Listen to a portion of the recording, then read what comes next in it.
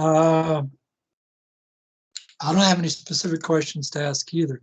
However, I didn't prepare properly, and I don't remember your answers to my questions. But if you remember the questions or have any idea what I was asking you about prior to this meeting, first, I'll tell you what, before we get into the questions, let's do the traditional. Yeah. Go ahead and introduce yourself. This is Christophe. How do you pronounce your last name? Dierckx. My name is Christophe Dierckx. I live in Belgium, in Europe. I work as a hypnotherapist. I work have my own office, and I work also as a trainer in hypnotherapy. And thanks for having me here on the show. So is there anything you want to tell the audience about your background beyond hypnotherapy before we jump into the hypnotherapy itself? Like, like what you did before, or something that's just interesting about your background, anything at all? I used to work as a commodity trader. Really? So that was quite a. Were you a successful commodity trader? Yeah, I work for soy meal, soy oil, wheat, corn. So we most of the time we traded in for the feed compounders here in Europe. So that was quite a different story then. Did you bank a lot of that money so that you're able to pay, what I'm trying to do is judge how successful you are as a hypnotherapist. I'm not really judging you in a negative way. I'm just trying, you have to wonder how much some people are so successful at hypnotherapy that they have like 6 people working for them and all, they have so much business that they have to hire all these other people to handle their overflow. Now, on the other end, you've got people that are, like housewives that are mostly living off their husband's money. So I have to ask the obvious question, and that is, were you so successful as a commodities trader that part of your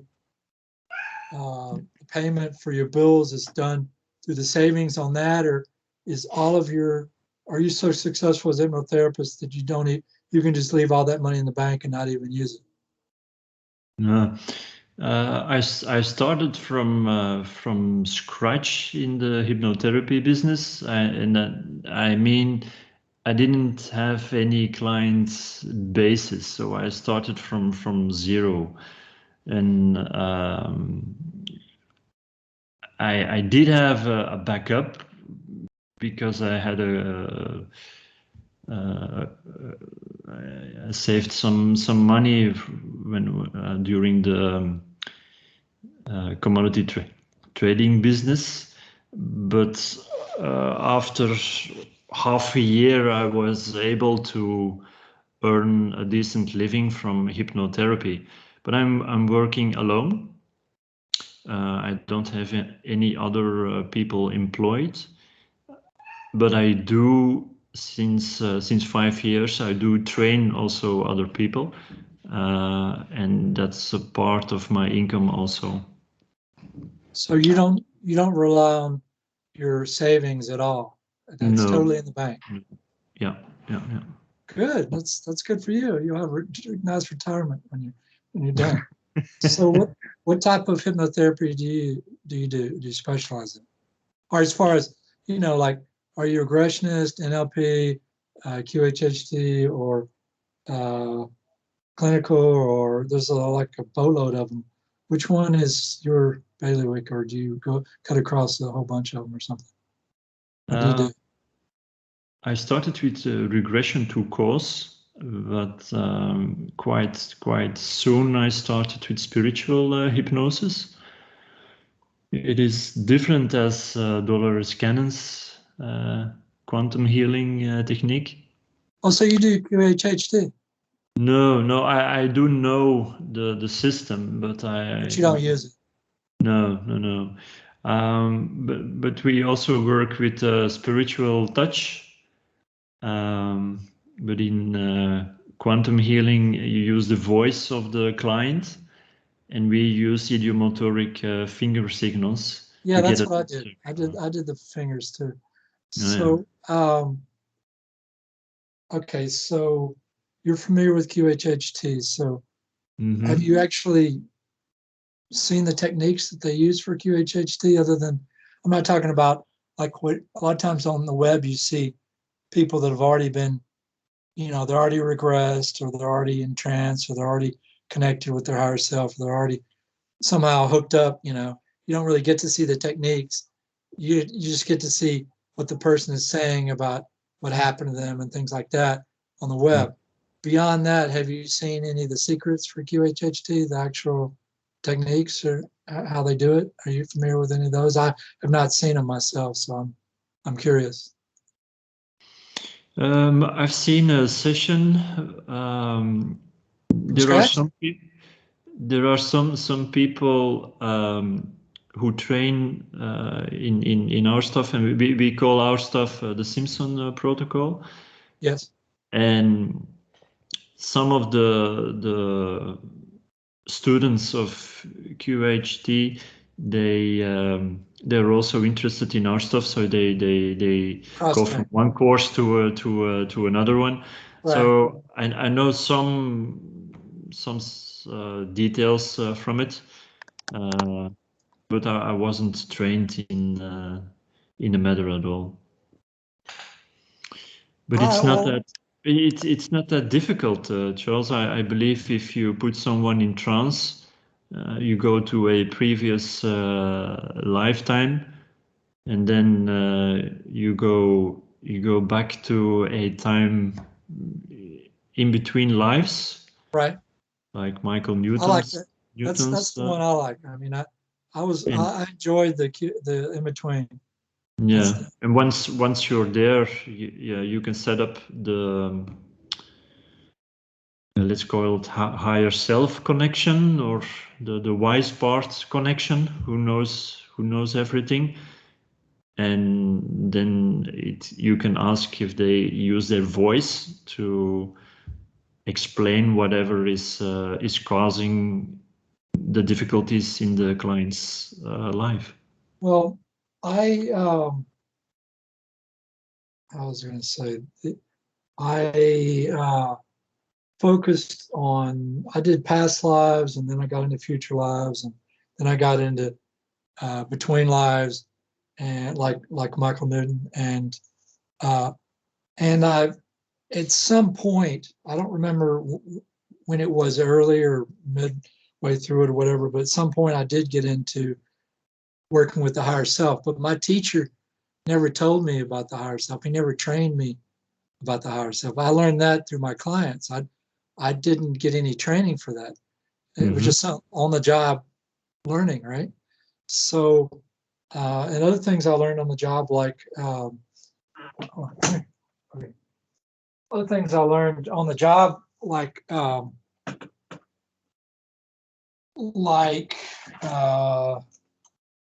that your client can read your mind, that sort of thing. Have you ever had a Okay. client read your mind? No. I've had that happen several times. And, I had one time where I was, the subconscious mind is not cooperating. Yes. It's like overprotective, and you're trying to get the subconscious mind to do X, Y, or Z. And it's just like not having any of it, right? Yeah. And so, and you at some point you give up and you're like, well, you're just going to read them positive affirmations because that works too, right? You can make a lot of changes with just positive affirmations.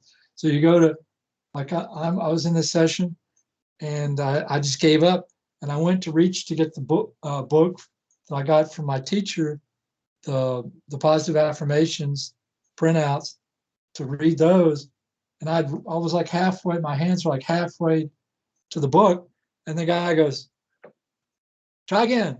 it goes back down, and you're like, what? And I don't know who that was talking, subconscious or whatever. And at that point, you're like, okay, well, let's see, what do I do now? And you think about it, and you're like, okay, well, maybe the higher self. I'm probably mixing up different sessions, but there was a point where I realized that the subconscious mind was not going to cooperate, and I needed some other being to get the subconscious mind to start cooperating. And intuitively, I think I picked up that there was a higher self, and so I asked the higher self, "Are you there? Are you listening?" And it said yes. I said, "Can you talk to the subconscious mind and get it to cooperate with this?" And it goes, "Yeah, I can do that." And the higher self talks to the subconscious mind, and boom, you got no problem from there forward.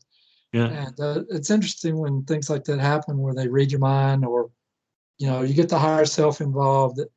I don't always work with the higher self, but I've found that if nothing else works, then that's the way to go. But go ahead. You want to say something? Go ahead. It makes you think who controls the free will, huh?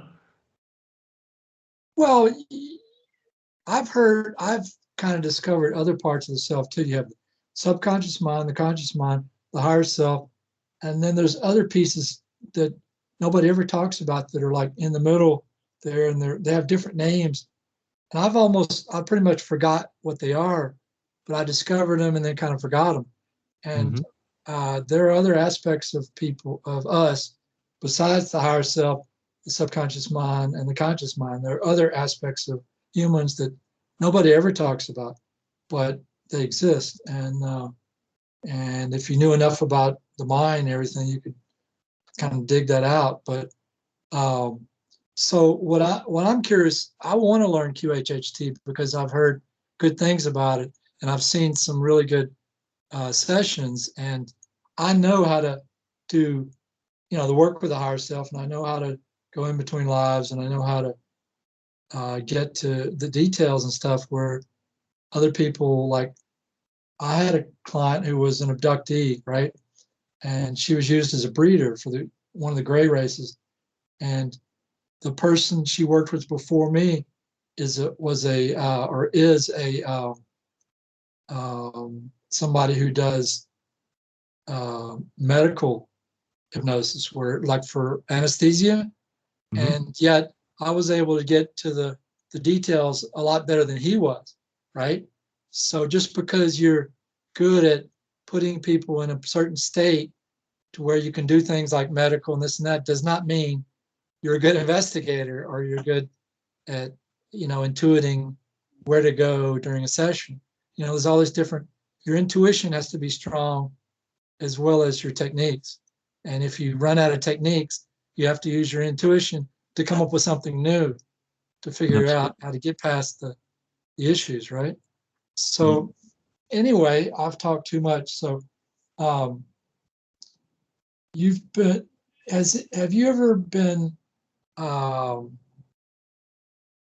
ever come across the paranormal or aliens or anything unusual before you got into hypnosis of any kind? Have you ever seen anything you couldn't wrap your mind around, or had any sightings, or experienced a ghost or the paranormal? Had anything of any kind in your past before you got into hypnosis? Yes and no. Before hypnosis, I didn't believe any of those stuff. Well, I didn't ask if you believed in it. I just asked if you encountered it. Yeah. No, but I woke up because I was still working as a commodity trader, but I was ill. I had sleep apnea, so I stopped breathing 37 times an hour during night. Oh, stop for a second. Hold that thought. So, yeah. How did you determine how many times you stopped breathing? Did you have a sleep study? Yeah. Okay. And how long were you in the sleep study? Were you one night or 2 nights, or how long were you in the sleep study? 2 nights. 2 nights. And did Yeah. they put a breathing thing on you? Yeah, absolutely. And all those wires on your head. So So wait, I would, hold on. You tell me about the wires on your head. Was that like, was that one of those skull caps where they can read your mind thing? yeah, Was it? yes, I've never seen one of those in real life. I mean, I've seen them on videos, but I've never seen one. And I've had stuff put on me, but they were the individual things. They weren't wasn't the skull cap. It was the individual leads, one at a time. Is yeah, that what was done to you, or was it the cap where it's all part of one thing? the cap. Cap. I've never seen one of those in real life, other than on videos. Well, you must be happy because it's not fun. Well, okay, so I had a guy uh, put me up at University of Oregon, and I told him I've told him that I could do meditation and channeling of chi energy, and he had discovered a signal that it was a spike, and the signal was standing out of the noise. You know, if you measure the frequencies that are around when you're doing like healing, like laying on of hands healing and that sort of thing, if you've Yeah. got some device that measures the frequencies of what's going on, that's what he was doing. He was using a crystal, like I don't know what kind of crystal it was. I don't know if it's a diamond or ruby, some kind of crystal. He was using it. Could have been a quartz crystal. He was using that. He had a whole lab full of very high tech equipment sitting inside of a soundproof box, right? And he had a crystal, and he was using the crystal to pick up the frequencies. And that the it wasn't like a new age bull. It was the real deal. This guy was a real scientist, right? And through the crystal, the frequencies were going into all these different devices and recording, like oscope and different very sensitive stuff. And he was measuring the frequencies associated with healers, world-class healers that were doing laying on of hands healing, right? And so when he was doing that, he's at some point he started picking up a spike signal that stood out from the noise, and he said it was there every time he worked with a world-class healer that was doing laying on of hands healing. And when he did it with me, he didn't pick up the signal. So I was channeling chi. I was like going into meditative state, and then I was channeling chi, and I was doing all these different things, and he couldn't pick up that signal at all, right? So then this was in a soundproof box, right? And so at some point he stops the experiment, right? And I'm in pain the whole time because some of the leads he put on me were quite painful, right? And that was sort of interfering with my ability to channel energy, right? And so when he finally took off all the leads and everything, I was out of pain. He explained the signal that I was just talking about, right? And he said, I have a recording of it. Let me go and turn on this recording. So he reached over to one of his devices to turn on the device, the recording, right? It wasn't like I don't know what kind of device it was. It could have been an oscope with a recorder or something. Anyway, so as he was reaching to turn on the recording of the signal, all of a sudden this scope lit up, and the signal he was looking for came on without me doing it. I wasn't channeling energy. I wasn't doing anything. And he looked at me like, are you doing something? Are you channeling energy? What are you doing something? And I said, no, I'm not doing anything. But his signal was there. The one he picked up with the world-class healers all of a sudden showed up, and I wasn't doing anything, right? And then I think I don't remember the details. I don't remember if it stopped or whatever, but he actually showed me he actually turned it on, his recording on, and showed me the signal that was recorded. And it was just like the one that came on. It was a spike, this one spike. And he was like trying to figure out why the signal came on when nobody was doing any healing or channeling energy or anything. And I thought about it for a second, and I realized the answer to everything he was trying to solve.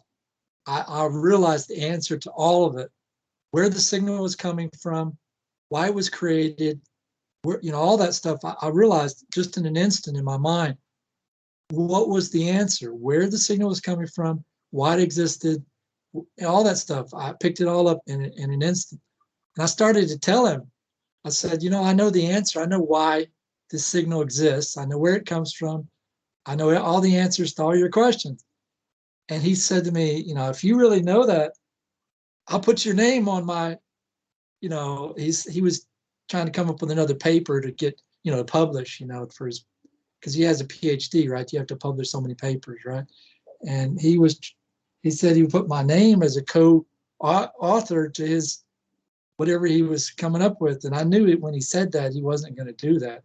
Even if I gave him the answer, he's not going to put my name on his paper, right? So anyway, I thought about it. And what I realized was I thought about are you familiar with the Chilel Qigong school in China?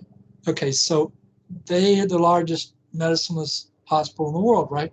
Well, when they have a circle of people, they're sending energy to the healers in the middle that are Qigong masters, right? One or more Qigong masters, right? That guy is sitting next to the person being healed, and you got a circle around them sending energy to the Qigong master who is sending energy to the person being healed, right? Okay, so that's one way of doing it. And I've been in a lot of sessions where you got metaphysical healers calling in all these different spirits to send energy, and you've got a circle of people sending energy, but you've got spirits that are disincarnates, and they're sending energy either directly or through the circle that's around the healer, right? And they're sending energy to the healer, and they're sending energy to the person being healed, right? So part of that process in various different modalities is you have disincarnates, spirits that could be angels, could be anything, right? That you're calling to help heal the person, right? So what's happening with these world-class healers is that they've got some disincarnate, positive or negative, whatever it is, following them.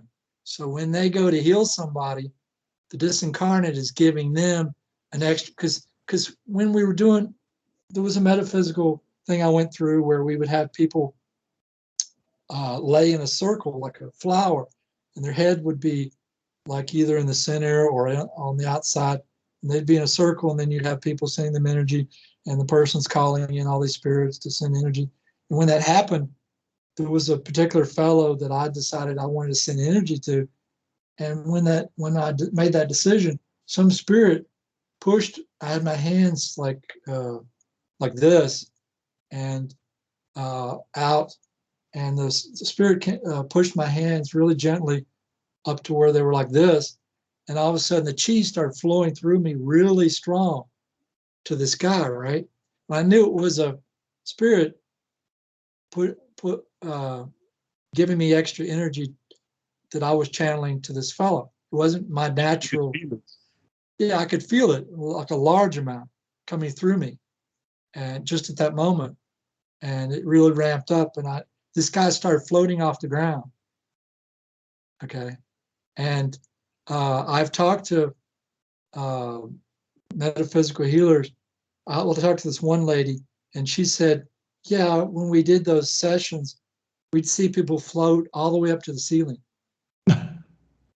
Okay, so they get so light from all the energy that's being sent into them. Their mass drops, and they just float like, I wonder if it ain't crap, maybe they're giving it chi energy or something, where they don't have any mass, right?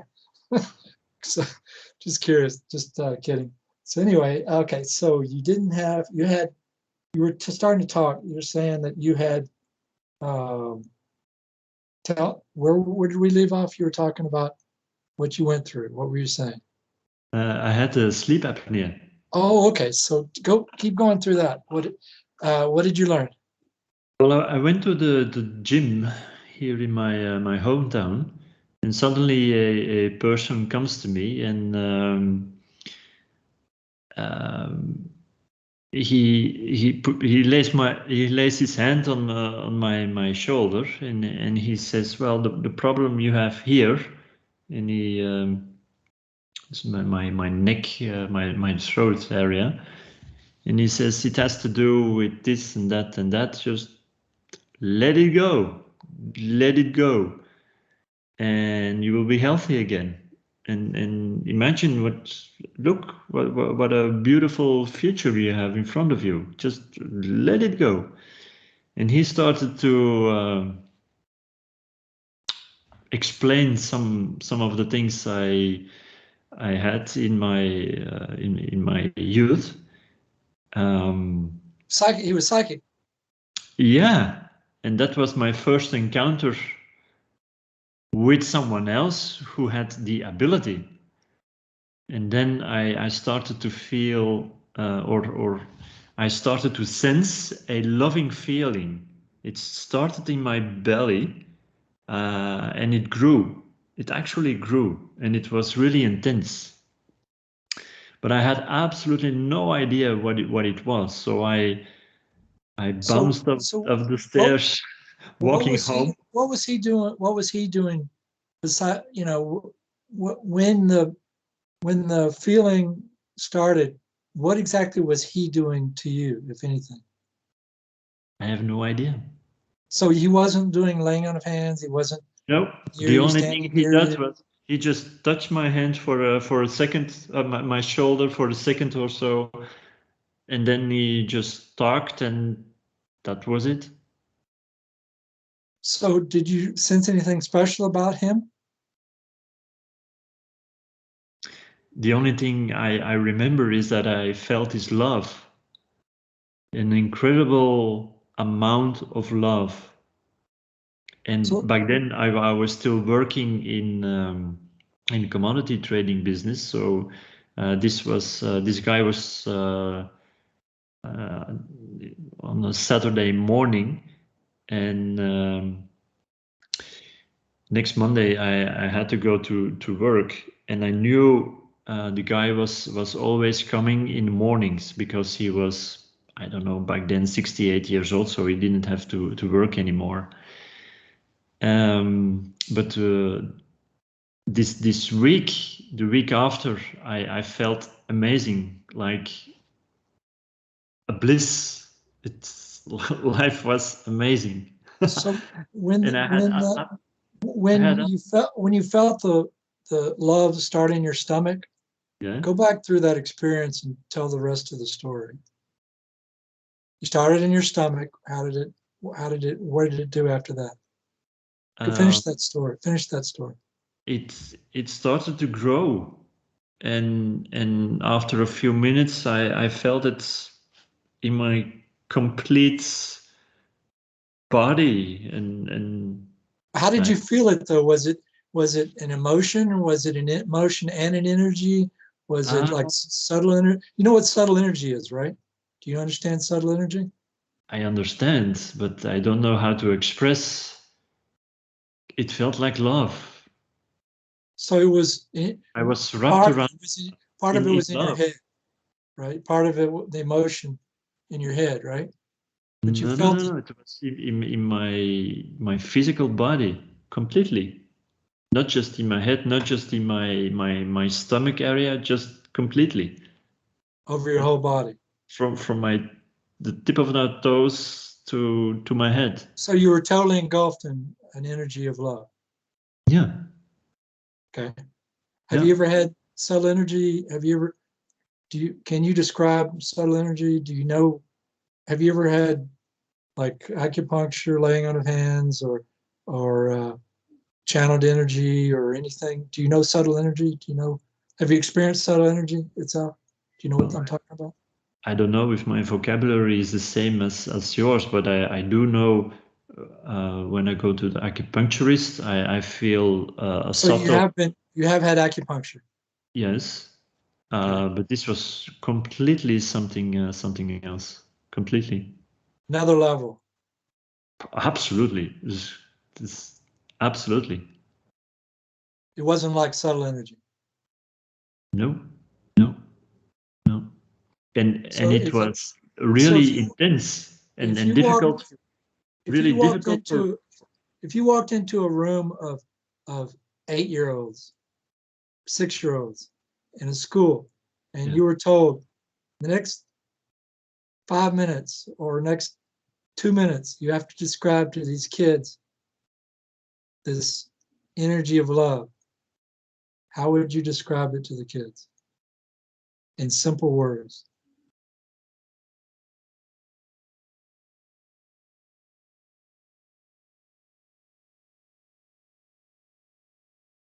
A warm, loving sensation all over your body.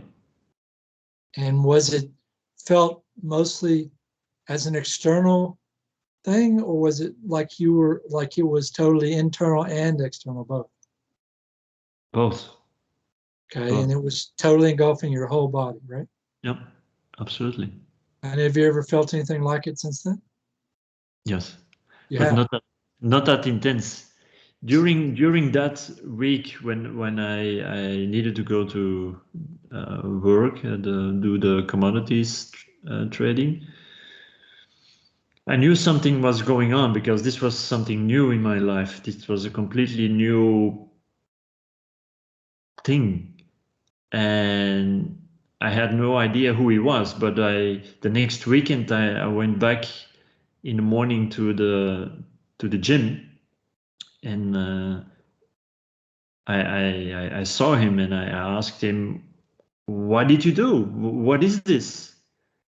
And he said, "Well, I don't like coming over to this gym, but I knew I had to be here for one person. Now it seems to be I had to be here for you, but you won't see me anymore, and you will do just fine." And I answered him, "I will do just fine. What is this? Uh, what's the next step for me?" And he said, "Well, you have a lot of unfinished business. You have a lot of stuck emotions. It's about time that you start being conscious of that and start working around." He said, "Maybe you can do some NLP training." And I said, "Oh, I have no idea what it is NLP, but will I find other people there who understand me?"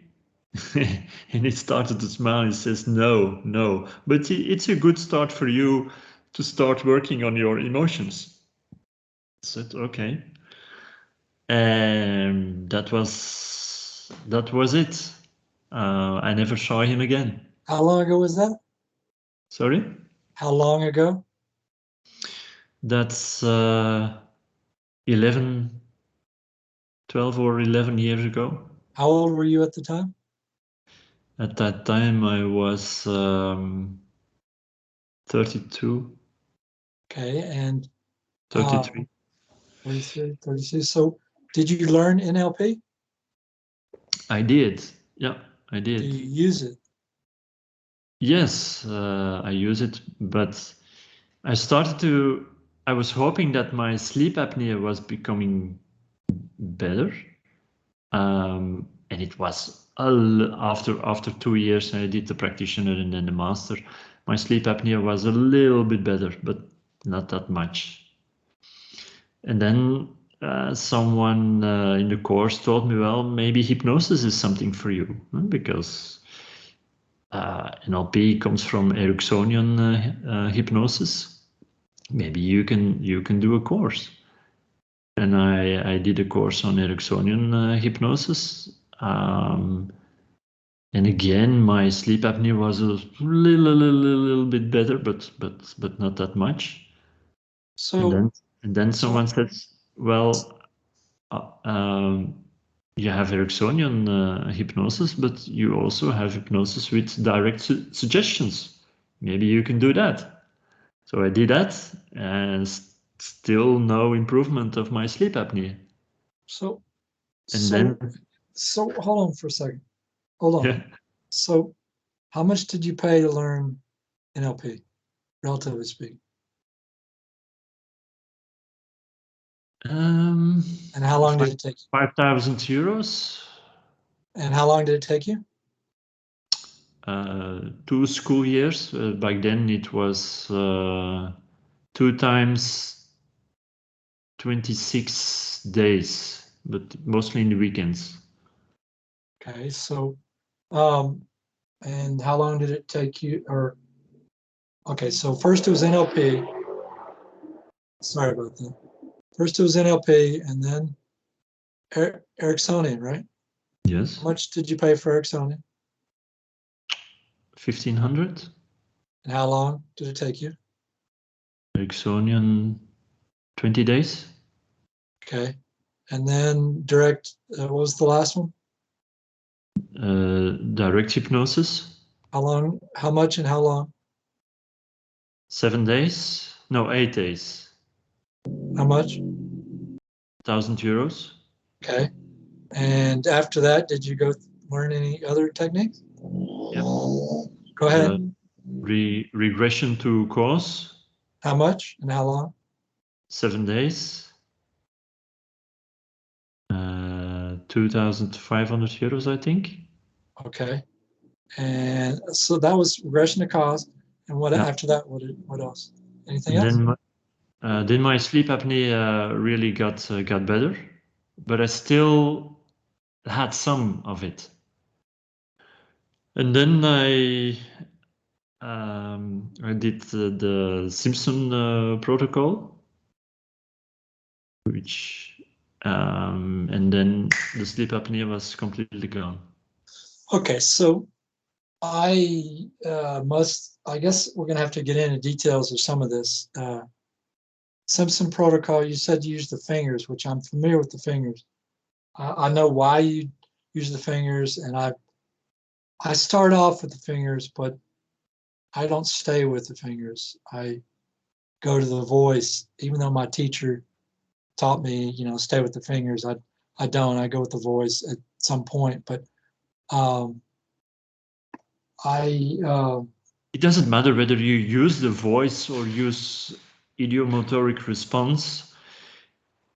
The most important thing is that you have a decent level of trance. right. Or you have somnambulism, with really deep somnambulism, or you have the SDL state, or even deeper, the C-chord state. From that moment, Okay. Hold that thought. Yeah. Okay, so now that you've gotten into an area that I really want to get some details out of. So okay. so do you consider the SDL state to be the coma state? Are they one and the same or not? Yes. Okay, so I've only taken one client into the coma state, and he said to me that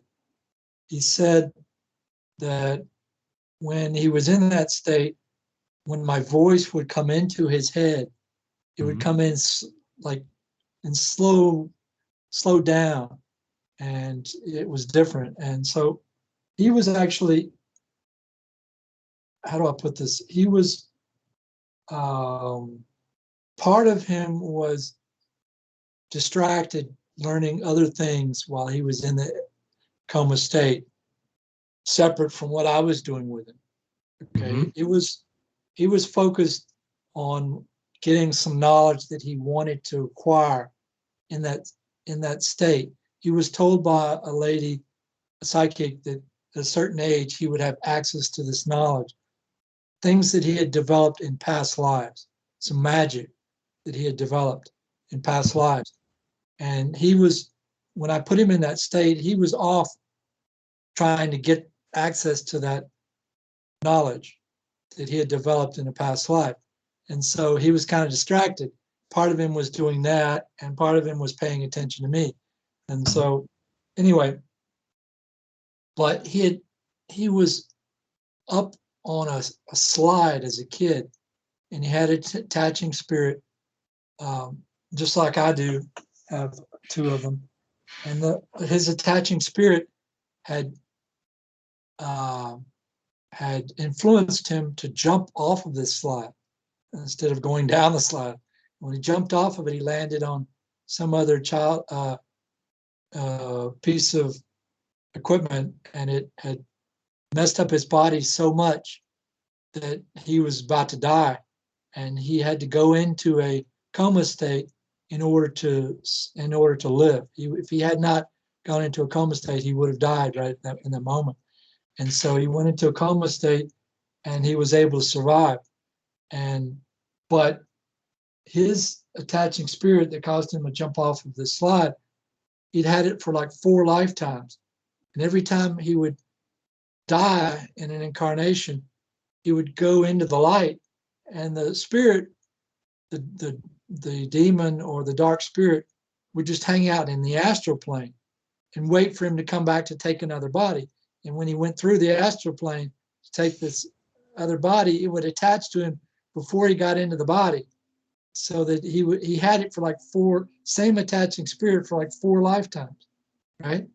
So anyway, I'm digressing, but the reason why I brought all that up was as a prelude to my next question, which is, as somebody who knows that there are deeper states of mind than coma state, I've never heard of a deeper state. So please elaborate on a deeper state than the coma state.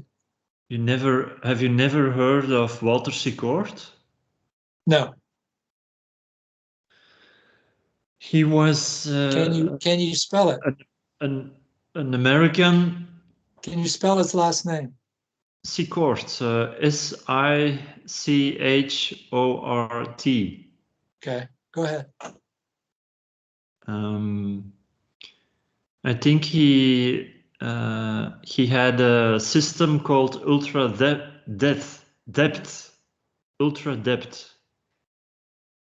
and he sold it when just before he died to James Ramney.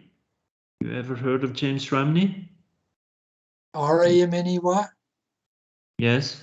He also traveled around the world teaching ultra depth. Never heard of Mr. Ramney either. Go ahead. And a few years ago, James Ramney died, and again he sold the ultra depth system to another person, but I forgot his name. The Sickort state is deeper than the SDL state. Your heart rate goes to 2 to 3 beats per minute. So if you are monitored at the machine, you get a flat line. Yeah. Your breathing is so shallow. Your skin color becomes pale. It's really, really profound, deep state. Okay. I think if you're in some hold that thought for a second.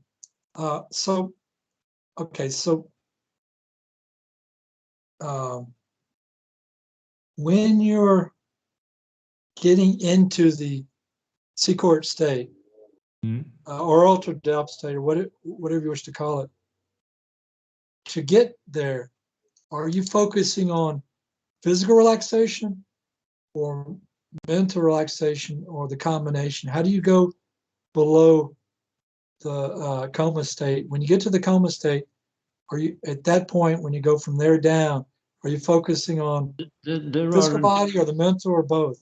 There are different approaches how to do that. I mean, the people who do ultra depth, they have their own system.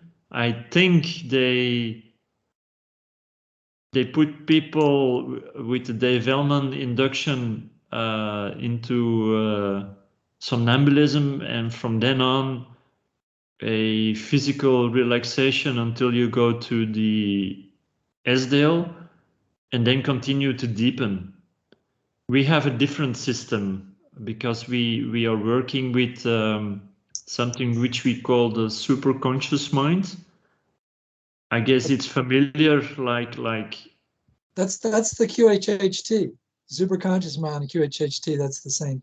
Yeah, it's being. familiar. What's the name of your, what do you call it? What's the name? What is your name of your technique that's that? You had a name. You had a person's name. The Simpson Protocol. Simpson Protocol.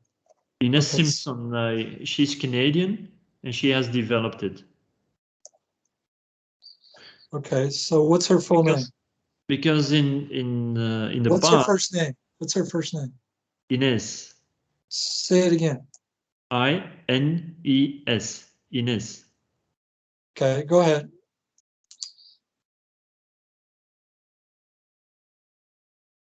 Dave Ellman, you know Dave Ellman, I guess. Yes. Yeah, Dave Ellman was. I don't know him, but I've heard. I know of him. And I know his technique. Yeah. I don't know him though. Well, his son is still alive, so you can still study with his son. Still alive? Yeah, absolutely. Is he still alive, Dave Ellman? Yep. Okay. No, his son. His son. Okay. Yeah. Ellman knew the SDL state was quite interesting. He thought if you're in somnambulism, 75% of your rational mind is still active, 25% is subconscious. When you go to the SDL state, Ellman said, well, I guess it's 50-50. 50% subconscious, 50% still analytical thinking is being present. But if you go deeper to the Secord state, I think it's possible to have a communication 75% subconscious and only 25% of your ego is being present.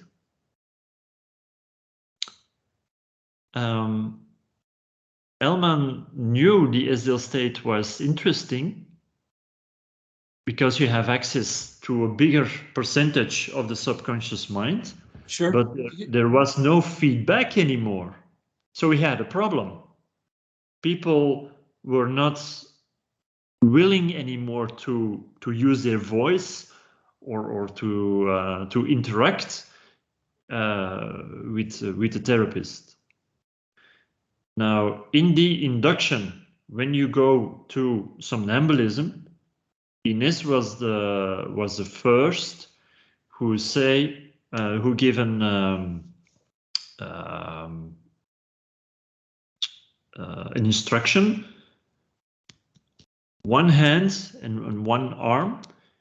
You keep this in the current level of somnambulism, so you still have idiomotoric levels, signals, right. And the rest of the physical body and the mind goes deeper. So once we have set up the finger signals, we ask for a connection with the superconscious mind, saying yes and no, I'm being present.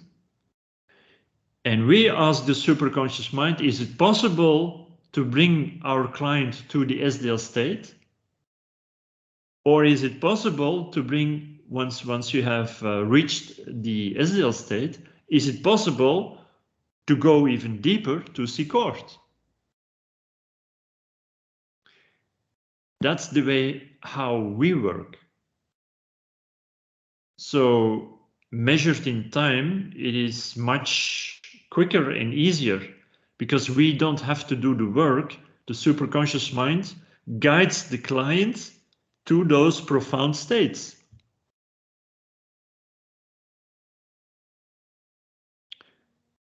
And otherwise, if you keep on giving suggestions to go deeper, to use relaxation techniques, progressive relaxation techniques, it will take you half an hour, 45 minutes before your client goes to those profound states of hypnosis. So when you get to the coma state and you want, okay, so hold on a second. I got it. All right, so I skipped a step. I'm writing all this down just so. Okay, so set up connection with.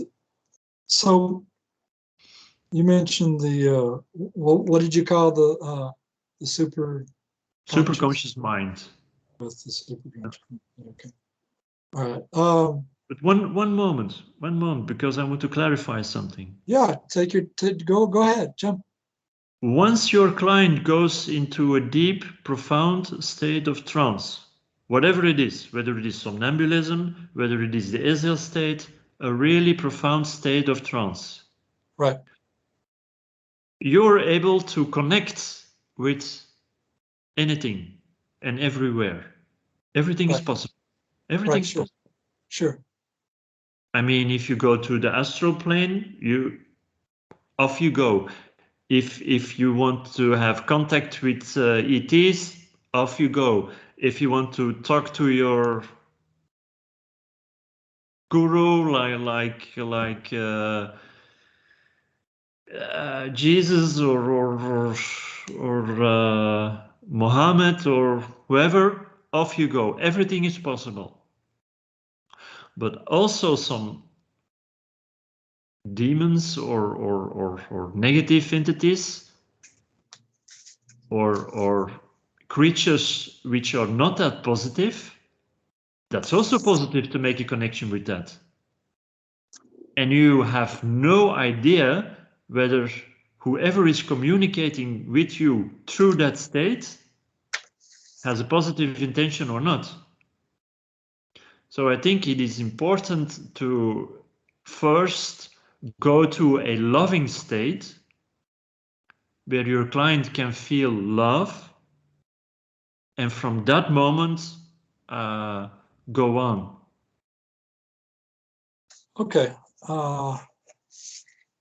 I think most people forget this, and they put someone in trance and they make a connection and they think or they assume it's something wise, it's something positive, but it also might be something else which is making fun of you or has bad intentions. So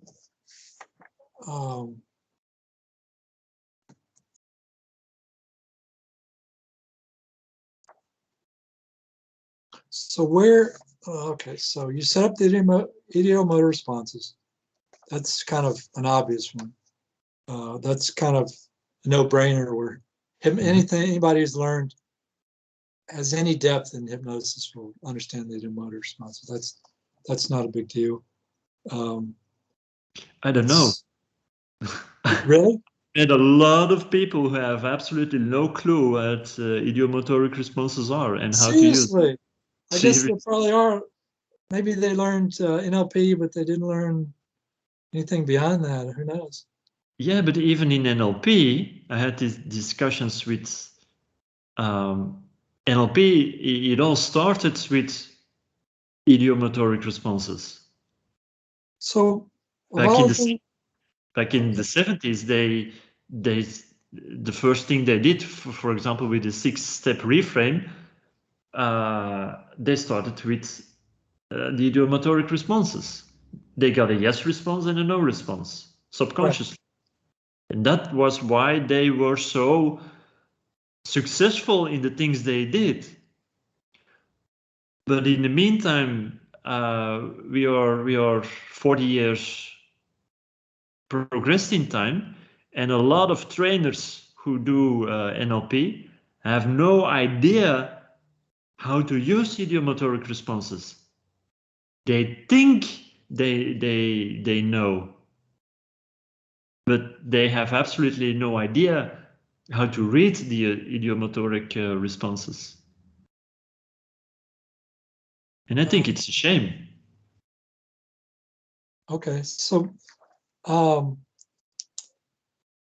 all the things you mentioned so far, let's go back through them. Okay, so you set up the ideomotor response, and obviously you got to get a depth to get that started. So you take them through, get down deep enough where they can do ideomotor responses, right? You set that up and you make sure that you're giving what are yes responses, what are no responses. Okay, and then you mentioned a whole bunch of other things. I'm not going to go over them right at this second, but where in the group of things that you're doing do you say it should be that you bring in the love energy? Because see, I as a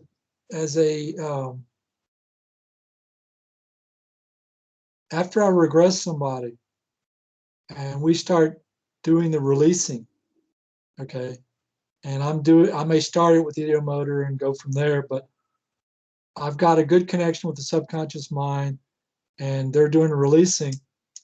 At some point, I'm going to start telling them to bring in the love energy. Now, that's not the same as saying they need protection or bring in the light of higher beings around us to protect us, things like that. That's all a little slightly different. But what you were saying sounded fairly specific about what you wanted regarding the energy.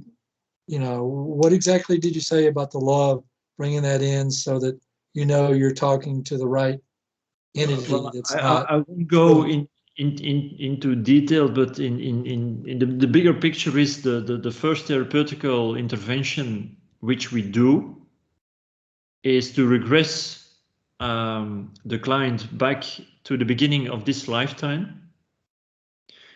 And we make sure that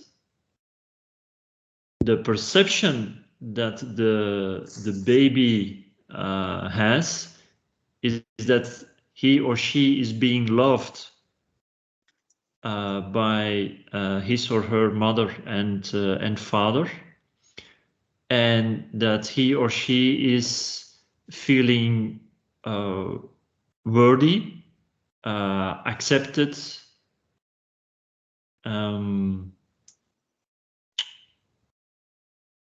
so what we find is we can ask a question, and for example, when the person is regressed back to the start of this lifetime, we can ask, hey, how worthy do you feel at a scale from 1 to 10? And we start counting, and we ask that the yes finger pops up at the correct level. And we find out that a lot of babies are having a 2 or 3 out of 10, feeling worthy, feeling accepted, feeling loved by their father or mother. So at the beginning of their lifetime, they start with really low numbers, which is kind of strange. Why do they start with really low numbers? That's, for me, that's an indirect proof that previous lifetimes exist, because they take some problems which are not yet resolved from different lifetimes into this lifetime. So they start with having issues. And what we do in the beginning of our session is that they let go of all the old stuff which is beneficial, and make sure that they feel the connection and the love of their father, of their mother, and that they are feeling worthy. And from that moment, they can start to feel self-love. And once you have the self-love, then you go further in the session. So what do you, when you say wordy, what exactly, I've never heard anybody use that term. What exactly do you mean by wordy, the word wordy? What would be a worthwhile? Worthwhile? Yeah. You mean valued? Yeah. A valued individual. And that is their parents are giving them a value, valuing them as an individual. Yeah. And Okay. they have the perception that they also value themselves as they are. So do you go through, like when I was taught, I asked the technique I was taught, the fellow, he would ask them, or this is what I do too, is, I mean, I've modified it a little bit, but you go through, what we did was we have them go to the very first event that causes whatever problem they want to work on, right? And then the subconscious mind releases its attachments to everything surrounding that event. And you got to go through all the details, like the event itself, the emotions from the event, anything relating to that event. And then all the other reasons for them having the problem, which could be other events.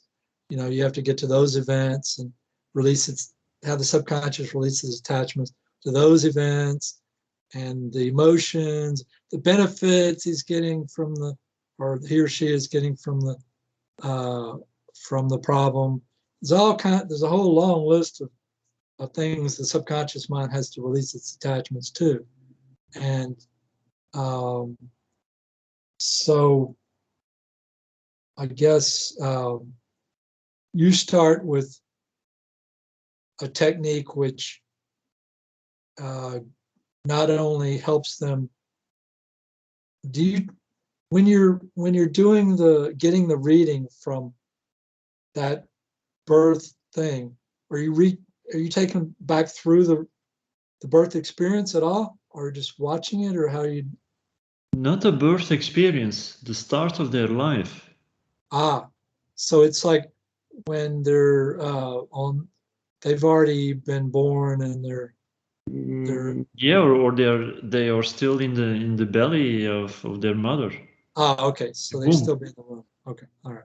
Yeah, I have had clients where the issue started when they were in the womb because of what's happening to the mother and the father and that sort of thing. And then sometimes it's before they're even in the womb. Yeah. It's interesting, eh? It's interesting.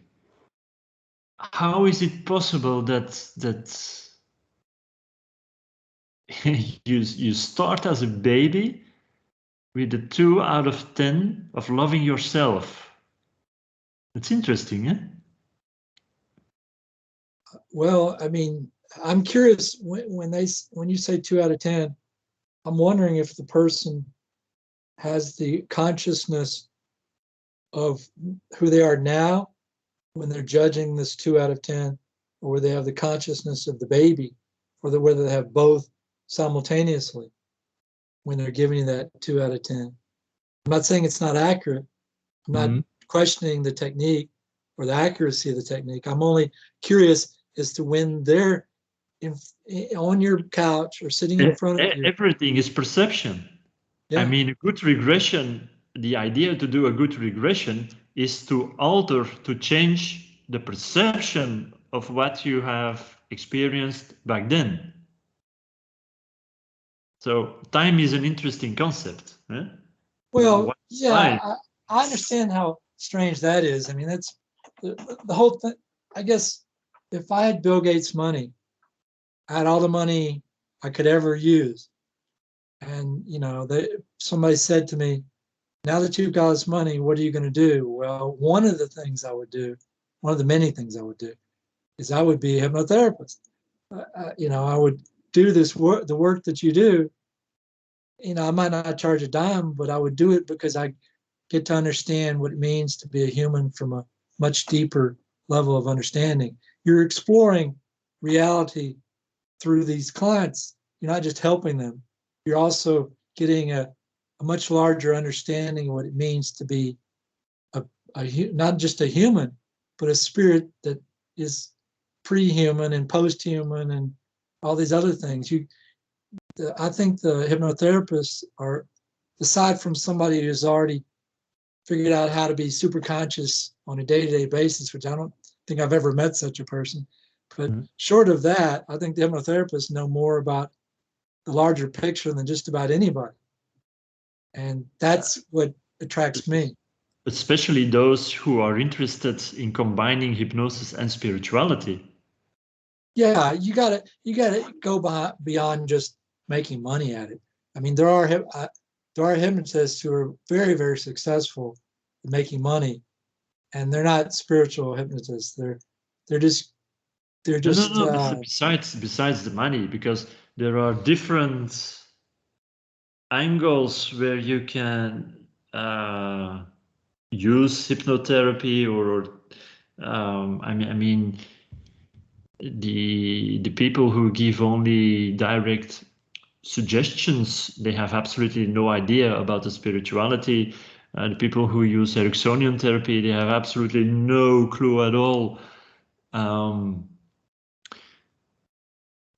There are so many different aspects of hypnotherapy itself.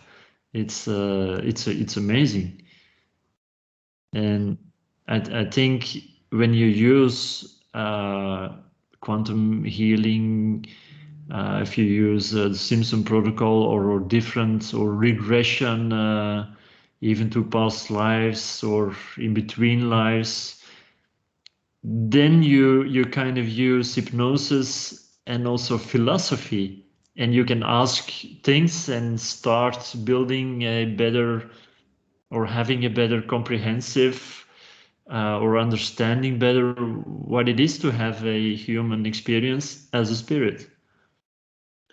Well, okay, so let's digress, I should say, not regress, but let's digress for a moment. Back to your sleep apnea. Do you remember the session you had, or the moment you had, or anything surrounding when you got the bulk of that issue healed? Was it just self-work that you did, or did you go to somebody, or what actually took you the most through that healing? Was it the guy with the love energy, or beyond that, what the rest of the way? No, because the sleep apnea, I still had it. What took you the rest of the way? My father passed away when I was young, and I thought I had no more grief, but deep down beneath, I still had a lot of grief. Right. And that was a major cause. So in a session, I was able to meet him again, and to reconnect at a different level. Difficult to explain, but once I reconnected, I felt the connection again. My grief suddenly ended. So when you had the session where you made that connection with your father and your grief ended, what technique was used on you at that time to get there? Was it a regression release technique, or what was the therapist using on you at the time? That was the Simpson Protocol. That was a superconscious mind who guided me back and reconnected me to my father. Okay, so let's I was going to start asking you questions earlier, but in a given area, but I forgot. So let's go there now. Superconscious and higher self. Is there a difference? And what is the difference if there isn't? I don't know, Charles. I Same think thing? I think any definition which we give is a limitation. Right, right. Um, So you think the higher self and the superconscious is probably the same thing? I think so. Yeah. Okay. All right. I just wanted to clarify that. All right. So how long have you? Who am I to say what it is? I mean, my rational thinking is this small, and the superconscious mind is this big. How can this small particle explain what this is? It's Right. impossible. Sure, sure. So, um, so I think we've learned a lot, and I'm not ready to end the conversation, but is there anything at this point you'd like to say about your own practice before I forget? How to reach you, your website, your phone number, whatever, email, whatever you want to give out on the within the session that helps you as a therapist to draw more clients. Is there any information you want to give at this time for that purpose? Oh, they can Google me with my name, Christophe Dierckx. Dierckx is Dierckx.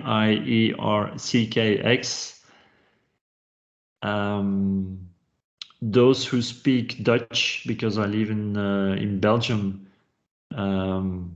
they can find me at my website, Een Beter Plan. Spell it. EENBETERPLAN.be. That's difficult. That is difficult. But Have you thought about getting a simpler URL? If they Google me, they will find me, and I trust the process. If someone wants to get in touch with me, they will. Okay. All right. So having said that, is there anything that's in the back of your mind that you feel like you just have to get out at this point regarding the Simpson Protocol or anything else?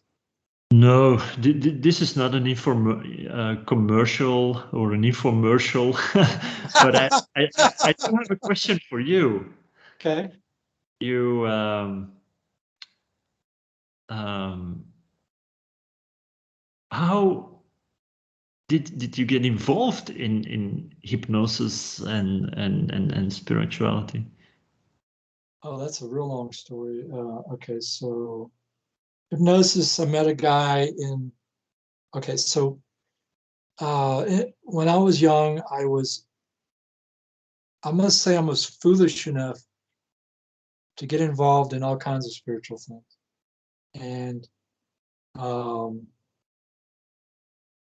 before I even got into the metaphysics or the New Age movement, which is what I'm referring to, that's where I met my teacher. But before I did that, long before I did that, I was, you could say I was spiritually challenged or spiritually curious or destined to be screwed up, or you can say it many different ways, but let's just say when I was young, I drew to me forces that were very negative, and I'm sure that I had forces around me that were very positive as well that I don't give credit to properly. But because I was a curious young boy who was into things that I probably shouldn't have been into, I drew to me some very negative forces, which are still in my life. And that's, I guess, how I got started in spirituality long before I got into hypnosis. I got into spirituality. But When I was about the age of 18-ish, I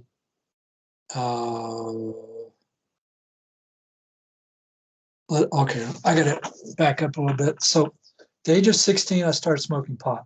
I stayed high morning, noon, and night for 18 years. From the age of 16 to the age of 34. So, if you know anything about marijuana, cigarettes, alcohol, or other both legal and illegal drugs, what they do to you, how they mess you up energetically, then you would know that because I did that, I opened myself up to having attaching spirits. And I learned that later on in life when I was with my wife. We were up in Portland, and this lady I ran into, nothing really happened around that event, but after the event, the lady called me and said she talked to a psychic friend of hers, and the psychic told her that I got my problem, which was my attaching spirits, through smoking. And the psychic never told this lady smoking what. And so she assumed it was smoking cigarettes. So she asked me on the phone, do you smoke? When you came over, I didn't see you smoking. Do you smoke? And she was assuming cigarettes. I said, like, I've only smoked 2 cigarettes in my entire life. One was because of a bully that I hung out with when I was a kid who egged me on to smoke a cigarette. And the other cigarette I smoked on a movie set as an extra because I was working in the movie industry for a long time, doing stunts and stuff, falling off buildings and getting shot and stuff. And before I got into that, I was trying to get in the movie industry, and I was just as an extra. And I had to smoke a cigarette in this one scene. So I only smoked 2 cigarettes in my entire life. But yeah, I smoked for 18 years. I stayed high morning and night for 18 years. And so, yeah, I did smoke. So that's how I figured out how I got my attaching spirits. But my story as a spiritual person in this lifetime is I put it all in a book.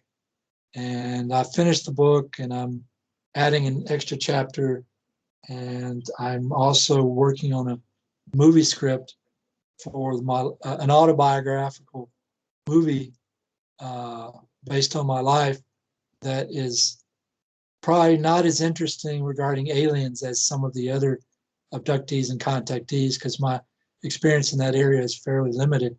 But it's real, but it's very limited.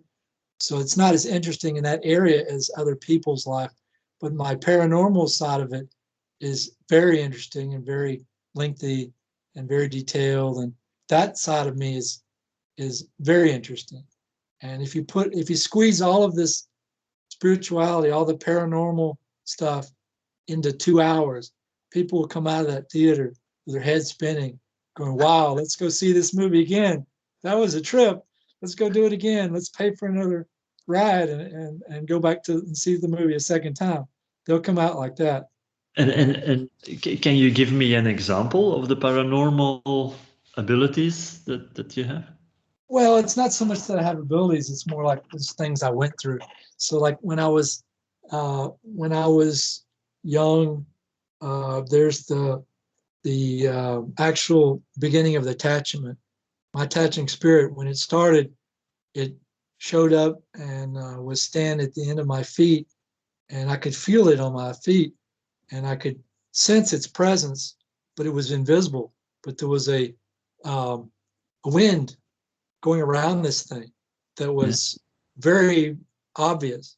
It was like a miniature tornado in the room, and I always wonder, reap the whirlwind, what the heck is that have any connection with this?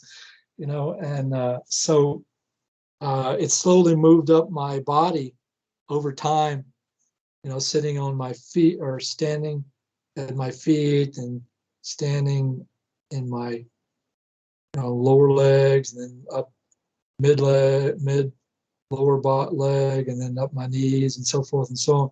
And that was the first attaching spirit. And then the second one, I'm not sure exactly how I got that one. It might have been in a metaphysical ceremony where everybody was told to put their hand on the back of the person in front of them, on the back of their head. And everybody's like a one big long chain of people. And it's possible that I got one of my attaching spirits that way. But I was in a metaphysical ceremony where I was at this metaphysical event, and there was all these ladies, and there was like somewhere between 20 and 30 ladies in this event. I was the only guy there. And for whatever reason, they asked me to go through, to be the victim first of what, of the healing thing that they're going through. And so I laid on the ground, and they all did whatever they were going to do around me first. I was the first victim, right, of everybody in the crowd. And so I literally went out. I was unconscious. And I like when you're in hypnotherapy where you're you're always present. You don't ever go out, no matter how deep you go, right? You know that, right? So, but in my case, in this ceremony, I actually went unconscious. I was gone. It's like I went to sleep, right? And then I woke up. By the time I woke up, everybody in the whole room was already off having the whatever done to them individually, right? And I looked over, and there was a lady who was laying on her back, who was unconscious or in a deep state.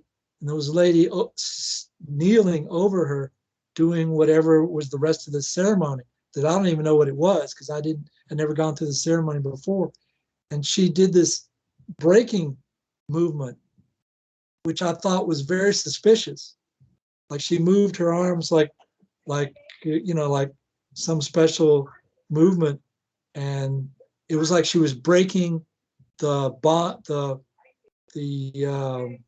natural protection you have around you. Like she was breaking that ability you would normally have to protect yourself from spirits with that technique. And I knew in that moment, seeing this lady doing this, that what they were doing is like taking people's natural protection away from them in the ceremony. Ooh. So that may have been, an added bonus to my marijuana addiction, issue. And so, do you still now in 2021, do you still sense an attachment? Yeah, I've got 2 attachments. Yeah, you still do. Yeah, I still got them. And are they giving you also positive things? No. Demons don't do that. Demons don't do anything positive. It's all negative. It's nothing but negative. And have you ever worked around to let it go? I have, but I talked to a guy a while back. I talked to a lot of people about it, but I talked to one guy and I said, "Do you think that I can let go of these things or get them removed at this time?" And he said, "No." I said, "Why not?" And he said, "Well, because you want to have a showing." And You he want to knew have a showing. Hmm. You know what I'm saying, right? Yeah. Do you? I'm testing your intuition. Do you know what a showing means? You know what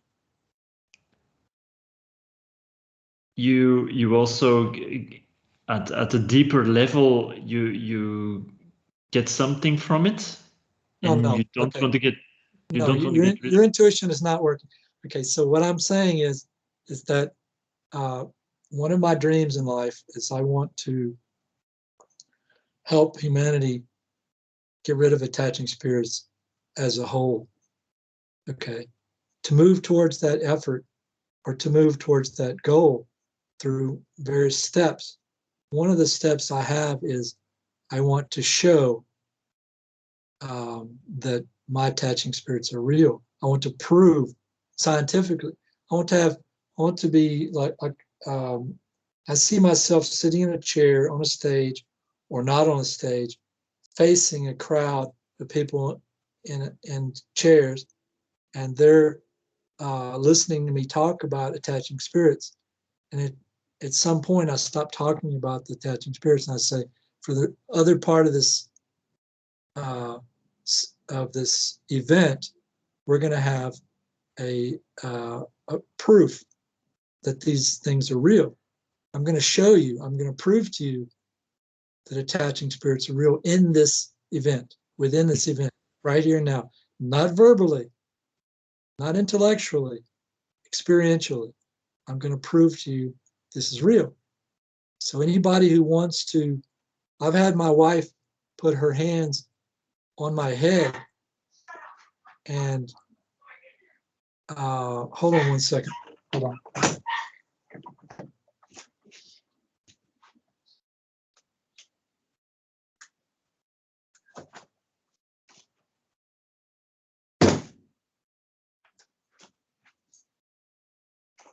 My wife is back. Okay, so I've had her put her hand, one of her hands on top of my head, and she could feel the energy from this being. She could feel its vibration. And she said it was the weirdest thing she'd ever felt in her entire life, which I doubt if that's correct, but she could definitely feel its energy. Okay, if she could feel its energy, then so can anybody else. So if I'm sitting in front of a crowd in a chair and they all have the opportunity to come up behind me, stick their arm out, I take their arm from behind me, place it on my head where this attaching spirit is sitting, then they also will have the opportunity to feel this spirit. And this is all going to be recorded on either live streamed on YouTube and recorded for Skype, just like I'm doing now. And they may or may not have a reaction to feeling this energy. If they freak out and go to jump off the stage, we got to have people to stop them from running out of the room into the night, because they actually felt something that might frighten them, right? That they think isn't real, but then all of a sudden they realize it's real, right? So I don't want them to go screaming off into the night, get run over, that sort of thing, because they're like, all of a sudden, I have seen a lady, I once saw a lady die from her fear. She was driving a pickup truck, and she was running away from something in her mind. I suspect she had attaching spirits, and they were giving her some kind of fear, and she was running away from that fear like she thought she could physically get away from it by going faster in her pickup truck. And I saw her flip this truck and get thrown out of the truck, and her stomach entrails get expelled from her body and die right in front of me. And so she was killed by the fear of her attaching spirits were giving her, making her drive her truck in such a crazy manner that it killed her. And so I knew in that moment, this was before I even long before I got into hypnosis, I knew in that moment intuitively that she was dying because she had attaching spirits causing her great fear. I knew in that moment exactly what was causing her death, caused her to get to that point. Even though I didn't even know my own attaching spirits at the time, I just picked it up intuitively or psychically that was the cause of her death, even though I knew nothing about my own attaching spirits at the time. Can you feel attachment to other people? No. I just have I have an attaching spirit that sits in my head. I can feel it all 24 hours a day. The one that sits on my back, I can only feel rarely. Why do you think it's there? I don't think it's there. I know it's there. No. Do you want why? Do you have an idea why it's there? Oh, okay. All right. So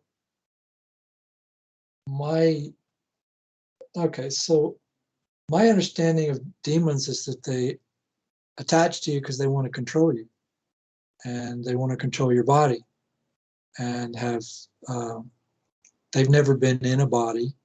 They don't know what it means to be human, and they want control of a human body. And do you have the impression that they are in control of your body? No, no, but they have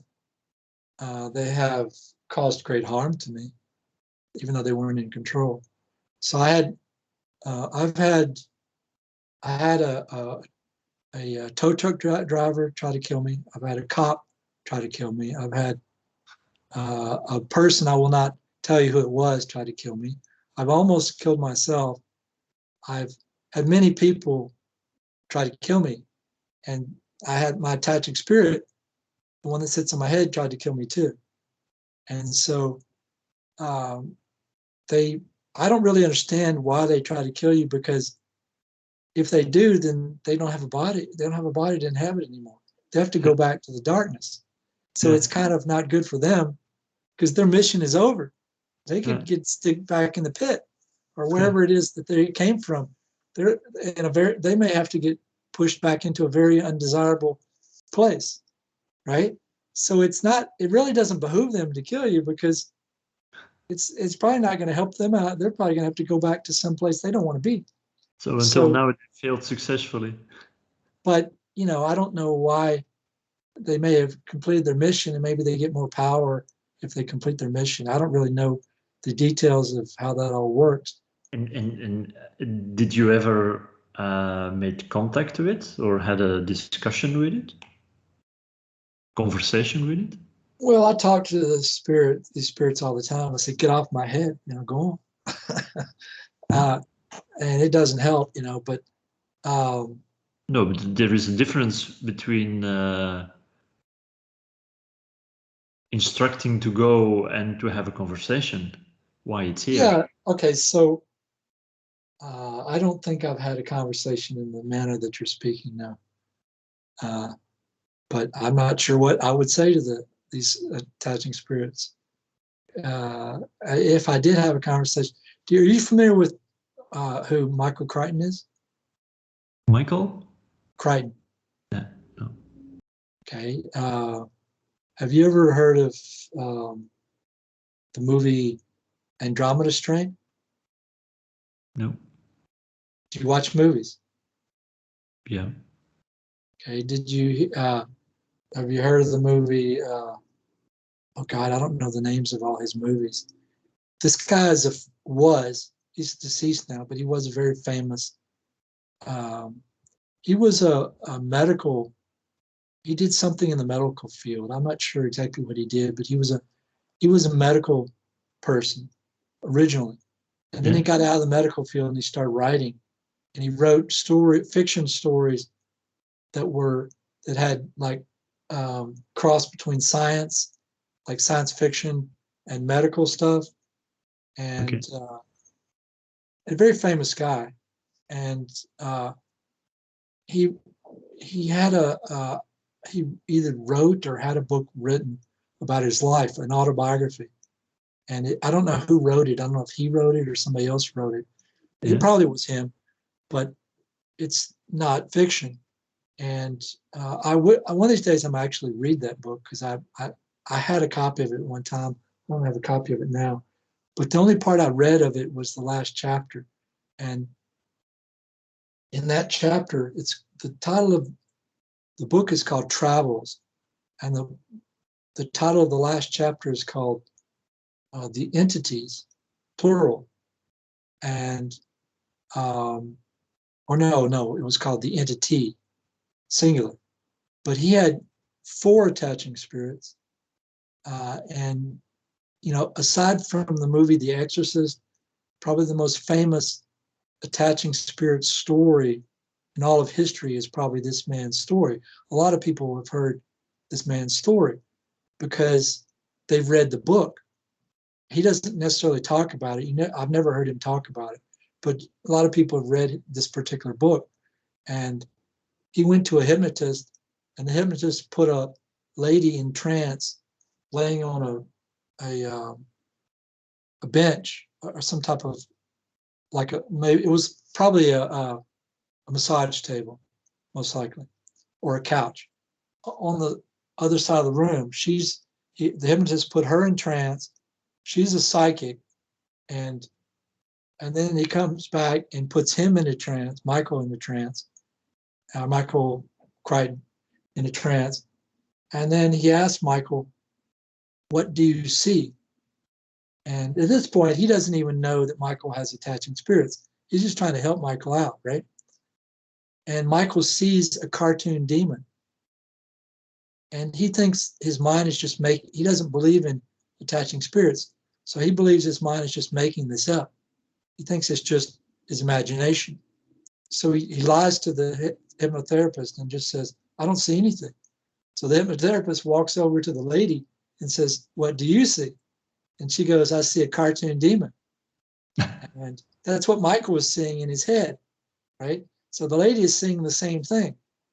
And she says, "That's just what he wants you to believe, that he's a cartoon demon. He's a real demon, but he's giving you the notion that he's a cartoon demon just so that you won't believe he's real." And so, she said, "I also see 3 other spirits," and she describes them.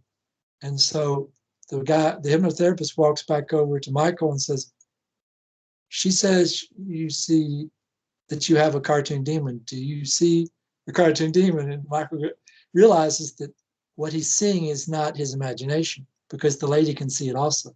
Yeah. So he says, "Yes, I see a cartoon demon. I'm also," and he also describes, and then the hypnotherapist goes, "Okay, your body is all light. Your body is now completely light. What do you see?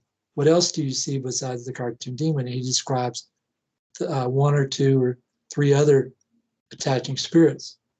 And so you can actually read that on my website without getting permission from Michael or his wife, who's still alive. I put a portion of that part of the book, like 1 page or 2 pages of that 1 chapter, on my website. So you can go read it if you want. Okay. And I've never gotten permission from his wife, and I'm not afraid of his wife suing me either, because she doesn't. I tried to get, before he died, he was in my area giving a book signing, and I really wanted to go talk to him about his attaching spirits to see if the therapy had actually succeeded in getting all of his attaching spirits off permanently. Okay. And I was on crutches at the time, because my attaching spirit had caused me to break my hip at that time. I was riding a bicycle with my wife, having a good time, and it caused me, my attaching spirit sits in my head, caused me to see I was approaching a bridge, and in my head, I was seeing a bridge that didn't exist. It was different from the bridge I was actually approaching. Yeah. This false bridge caused me to have an accident on a bicycle and break my hip. So that was the attempt of the attaching spirit to kill me. It just didn't quite succeed. It succeeded in having me break my hip, but not in killing me. But it was close. If I'd not been jammed on the bicycle, I would have fallen off this bridge and very likely would have died. So it was an attempt on my life, which ended up in a hip breakage instead of a death. And so, anyway, having said all that, let's get back into you. So, tell us something more that you think the audience would like to hear or should hear.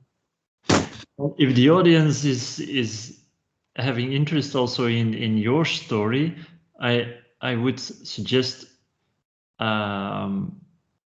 you have more than one possibility here.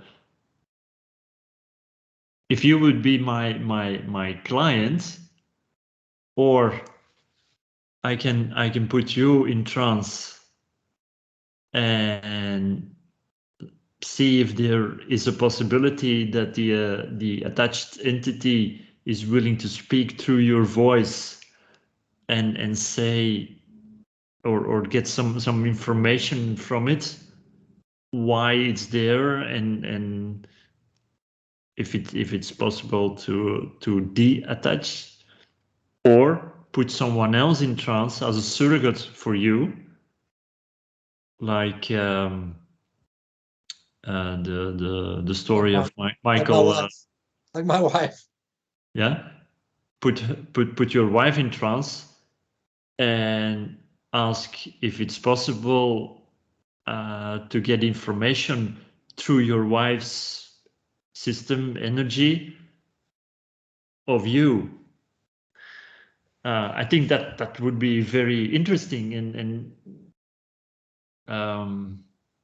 just to find out what having a verification. What is going on here? And of course, if you say I'm not willing to let go of it because I want to prove other people that this is the real stuff and I want to teach you how to get rid of it, that's something else. But before doing that, I would kind of make sure and find out what's going on.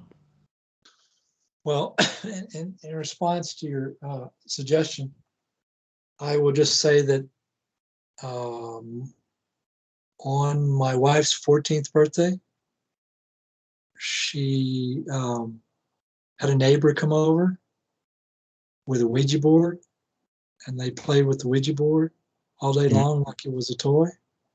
And you know the movie The Exorcist, the boy, the real person upon which the movie was very loosely based, he got possessed by playing with a Ouija board with his aunt, right? Yeah. So when I had my wife in a trance as a hypnotist well over 20 years ago, I was speaking to a voice, and I asked the voice, "Is this the conscious mind?" It said no. I said, "Is the subconscious mind?" It said no. I said, "Is it the higher self?" It said no. I said, "Who are you?" No response. I said, "How many of there are you?" Guess what its response was? Guess. What do you think it said? Can you repeat the question? What do you think its response was when I said, "How many of there are you?" 2? It said, "We are legion." A legion. We are legion. So you get where I'm coming from, right? In reference to my wife. Almost spent 2 years in prison because of my wife. I was sitting behind my computer in a rocker recliner, working on my computer in the living room when I only had one bedroom apartment. And I looked over at my wife, and she started drinking really fast. And then all of a sudden her eyes turned all black, completely black. And then they turned all red, completely red. And then they rolled up into the top of her head, turning all white. Yeah. And then that pattern started going back and forth, black, red, white, over and over. And then I'm looking at her the whole time, and all of a sudden she steps up, she stands up off the couch and turns to the right, and she starts to take a step. And all of a sudden she's frozen. She doesn't move a hair on her body. She's totally like she's in a super deep trance. She's totally frozen. And I sat there looking at her for a very, very long time. 10, 15, 20 minutes, could have been 30 minutes for all I know. Yeah. At some point, I realized that what's in control of her is not very good. And I get up and do things that are not legal unless you're attached to the Catholic Church. or some church that is publicly known for doing exorcisms, and I confine her to a space just to not necessarily do an exorcism, but to just keep her there long enough to prove to me that these spirits are no longer in control of her body, so that we can go on with our life. I didn't want her to pull out a knife or walk off a third-story balcony or walk out in the middle of traffic being controlled by something that wasn't her. And so I confined her to a space, and I almost spent 2 years in prison for doing that. Okay. So you have to understand that I don't really trust any voice that comes out of my wife at this point in time. So my wife is not a possibility. But no, I do understand. You can ask other people also. Once you have a somnambulist, you can find out. But now that you are describing your wife,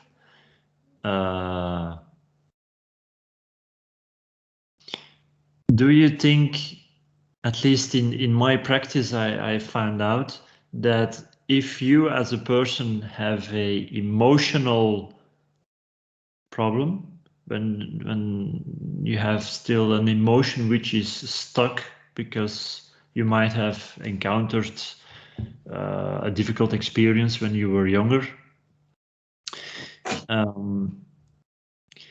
that is an entrance for the entity.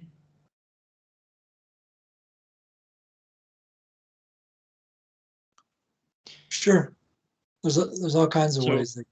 So, if you are able to use a regression, go back to that specific moment. So on me or somebody else. So on me or somebody else. So for example, with another person. No. For example, if you put your wife in trance, right? Yeah, you regress her back to the initial sensitizing event of the entrance where the attachment gave an entrance for the entity to attach. Right. And you deal with that specific emotion, then I think it must be possible that the demon or the entity is pushed out of her system, no? Have you taken clients through that experience? Oh, many. Have you? Many. You didn't bring that up during this conversation. That's the most interesting thing you've said so far. I mean, you said a lot of interesting things, but that is got to be the most interesting thing you've mentioned today. If I check with adults, most people have, let's say, 34, 35 injuries in their aura, in their energetic. Say that again. Field. So if you have a completely emotionally healthy person, yeah, right. I doubt anyone on earth is completely okay. And most of us have emotional stuff still to process. Sure. But in theory, if you have a 100% completely emotionally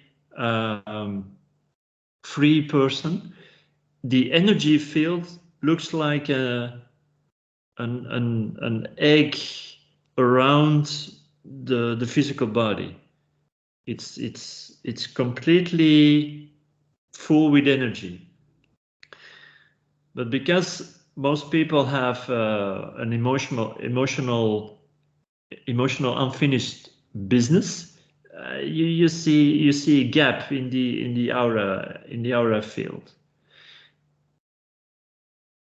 When I check in my practice, most people have 34, 35 of those injuries in their aura, which are 34, 35 entrances for attachments. So you do need a lot of clearings before the entities are no longer able to attach. How many clients have you found have that issue? Relatively speaking, just a number, 1,000, 100, 200? I see 1,000 people a year. Oh, how many years have you been in the business? 10 years full time now. 10,000? Yeah. Okay. And I And think how big a percentage? How big a percentage? in 3/4 of my clients, they have an attachment. Okay, so you're agreeing with me essentially that most people have attaching spirits. Yes, absolutely. Okay. But if the emotion is cleared, which gave the possibility of the entity to attach to the client, if the emotion is cleared, then it is possible that the entity, I asked the superconscious mind if it's also possible to help the entity, because also the entity has some stuff which is unsolved business. Once is it helped, the entity can be brought to another level and not to the client anymore. So roughly speaking, you think you've helped how many people in this area over 10 years? With the entities? Yeah, helping them to remove attaching spirits.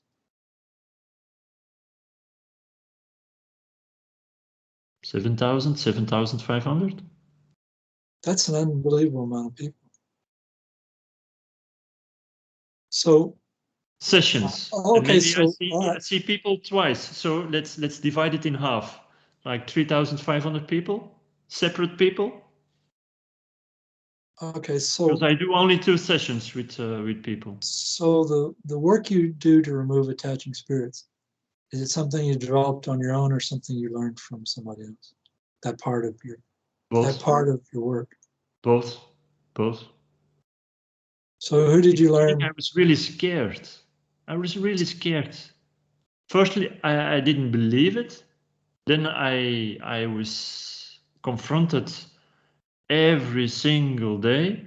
Then I thought, okay, this must be true because this is too much. It must be true. But I still had fear, and now I don't have fear anymore. So you say you had fear. You mean of the demons? Yes. How long did you keep the fear? How many sessions did you do with people before you got past your fear?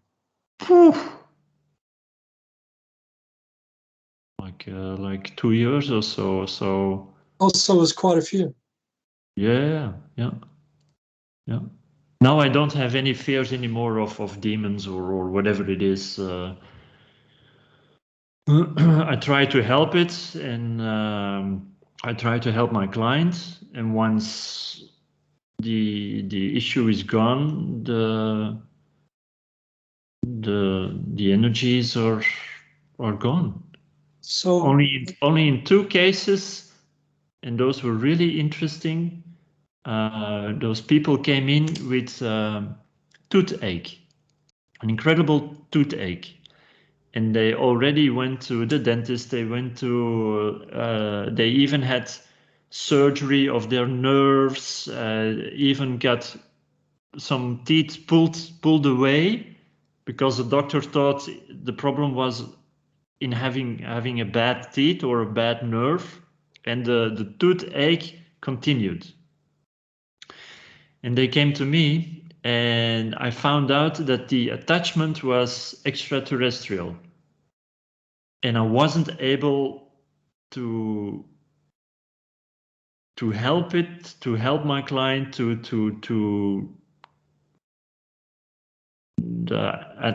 the end of some sessions, because I did 3 sessions with those people, I wasn't able to clear it. And in all other cases, after a while, it went away. So when you're working with the client to release the emotions that caused that allowed the entrance, you're regressing somebody to the event itself first, correct? Yes. So you've never had a client where you couldn't get them to regress to the event? Once someone is in trance and you have honest idiomotoric signals, so your client is deep enough in trance, everything is possible. And I never had an issue not getting there. No. Well, the reason why I asked that is because I've been in trance many times through self-hypnosis, and then quite a few times with other hypnotists as well, bartering and this, different reasons. And I've never been regressed successful, ever. And I cannot, when I was doing an interview, no, actually I wasn't doing an interview.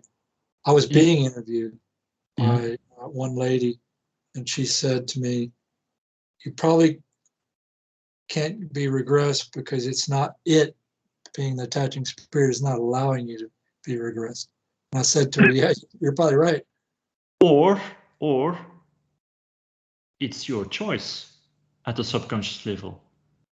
If you have the idea, I need to make proof to other people that this is correct, and I need to make a statement and a step-by-step plan how to deal with it, then of course it is impossible for you to regress to the root cause, because then it will be sorted out, and the whole idea that you had is impossible to do. Okay, so we can go. We're almost at 2 hours, and personally, I'll have unlimited time unless my wife comes in and barks at me, telling me that I must do something. Aside from that, I have unlimited time. I don't know how unlimited your time is, but we can go down 2 different roads that are equally interesting. One is the road of removing attaching spirits. The other road is aliens. Now, it sounds like you may have come across a few aliens. Have you ever come across any aliens that have nothing to do with your hypnotherapy practice? That's my first question. No, it was all connected with hypnosis. Okay. So I've never saw an alien in real life, or at least not consciously. How many times have you come across cases where aliens were attached to people? How many? A lot, but how Really? many? Ballpark. It doesn't have to be accurate. Just ballpark. 5 to 10%. Which is what? Do the math. I do a lot of sessions, so in the end, it's a big number. What do you think that number is? If you had to guess, is that 100, 500, 1,000?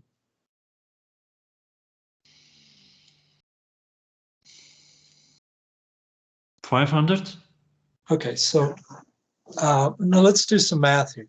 So you believe that relatively 3,000, almost 4,000 of your clients have had attaching spirits that were dark, and then you had another 300 to 500 or more that had aliens attached, correct?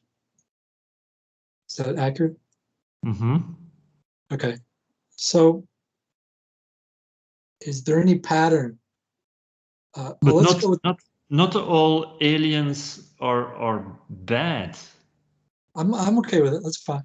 I'm making a judgment here. I'm just talking semantics. Okay. Let's go with aliens first, and then we'll go back to spirits.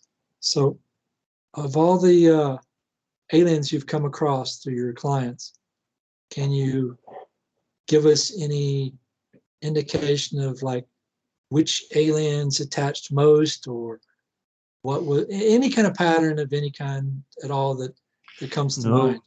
because in the beginning, Charles, in the beginning, I was really interested, and I was asking so many questions. I wanted to find out from where and how, and at a certain moment, I didn't care anymore. My client was sitting in or lying in a chair, and I just asked, is it at a certain moment, if the attachment was difficult to release, then I started to ask some questions. Is this alien or not? Just to pinpoint whether which direction I should go to. So it is difficult for me to give more detailed information, at least from my perception. Was it from which dimension it came, or from another planet, or whatever? If it doesn't belong to the client, it doesn't belong there. And if it does belong, and it gives me a decent information, because sometimes people start channeling for me. Oh, let's go there. Okay, so you brought that up. How many of your clients have channeled aliens? Relatively speaking, ballpark. Not that much. How many? 3, 10, 20? Ballpark. 5. Okay. So of the aliens that were channeled, Yeah. all were positive, or some were positive, some were negative of the 5? In my perception, those who I am referring to, who gave really detailed and specific information, those were absolutely positive. Okay. And so of the 5 that do you remember details of any of those 5? Yes. Okay. Do you know any of the alien races of any of the 5? Even one of them? Some have identified themselves as Arcturians. Okay. Um, Before you give me any others, just on the Arcturians, did the Arcturian give you any reason for attaching, A, or B, any description of themselves or any detail which they weren't attached to the client. The client was in trance, right. and there was a possibility that the information from the extraterrestrial flew through the client, and the client was only a channel at that moment, Right. I providing got me it. information. I got it. They were a channel, but there was no attaching spirit. Yes. Okay. So Arcturian was one. Any others?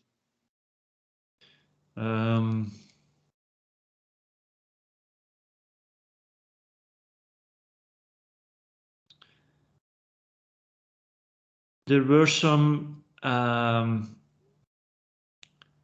saying that they came from a different dimension, not having a physical body. I remember one session that the energy which flew through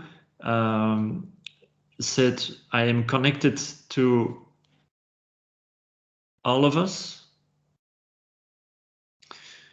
So some are vague and some are really specific with their information. So the ones that were vague, did you ever get past the idea that they were aliens, or in the end, at the end of that particular session or those sessions, did it come down to you still believe they were aliens? You know what I'm saying? They certainly were something else. But what? How can my little mind understand something which is so much bigger?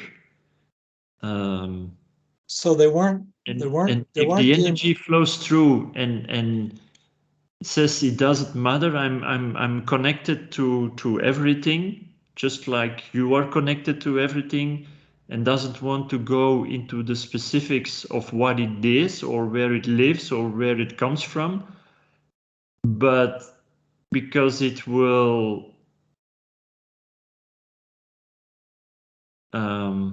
because it's not important, Right. but the information which is provided is important. Why should I keep on Right. I got you. investigating and find out what it is? I understand. No? So is there anything about aliens who did attach to your clients that let's say somebody listening to this has an attaching spirit. It's not a demon, it's not a human, ex-human, it's an alien. Yeah. Is there any advice you could, other than go get it removed, is there any other advice you would give to a client who has an alien attached to them, that based on your client? Try to find out what is going on. Why is it here? Is it just to have an experience? Is it scared? Doesn't it know how to go back? Is it trapped in our dimension? Try to find out what is going on and why is it here. The number of answers are infinite because everything is infinite. But try to figure out what specifically with this client in this case is going on. So if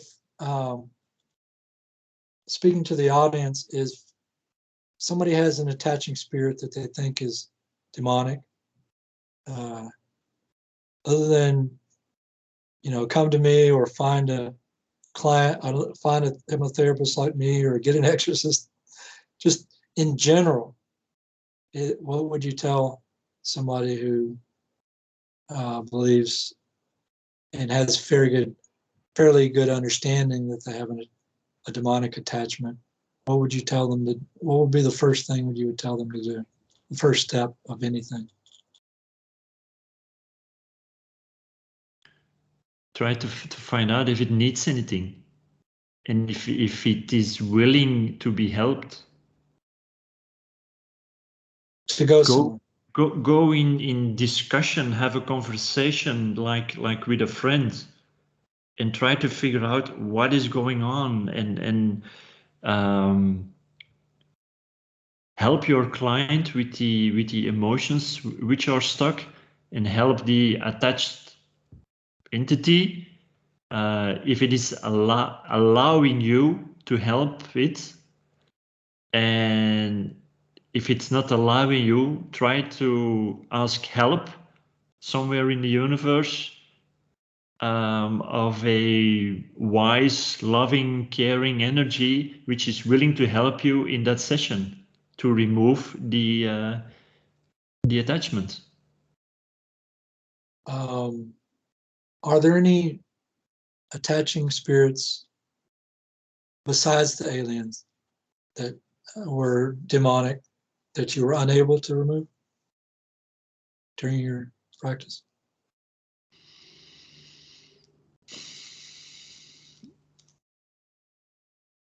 Maybe. That you're sure did not go, that did not go. Maybe a few. Maybe some. Not many. Maybe some were smart enough and hide themselves. Not many. where I had the impression they were gone, but they were still there, and that's also possible. Right. But I think most were gone. Yeah. So I think, let's see. Trying to think of anything. Oh, besides Arcturians, any other aliens that channeled through your clients?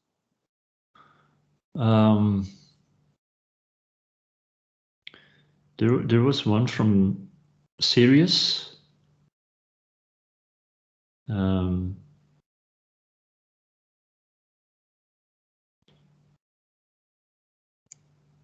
So you got the there, idea? Go ahead.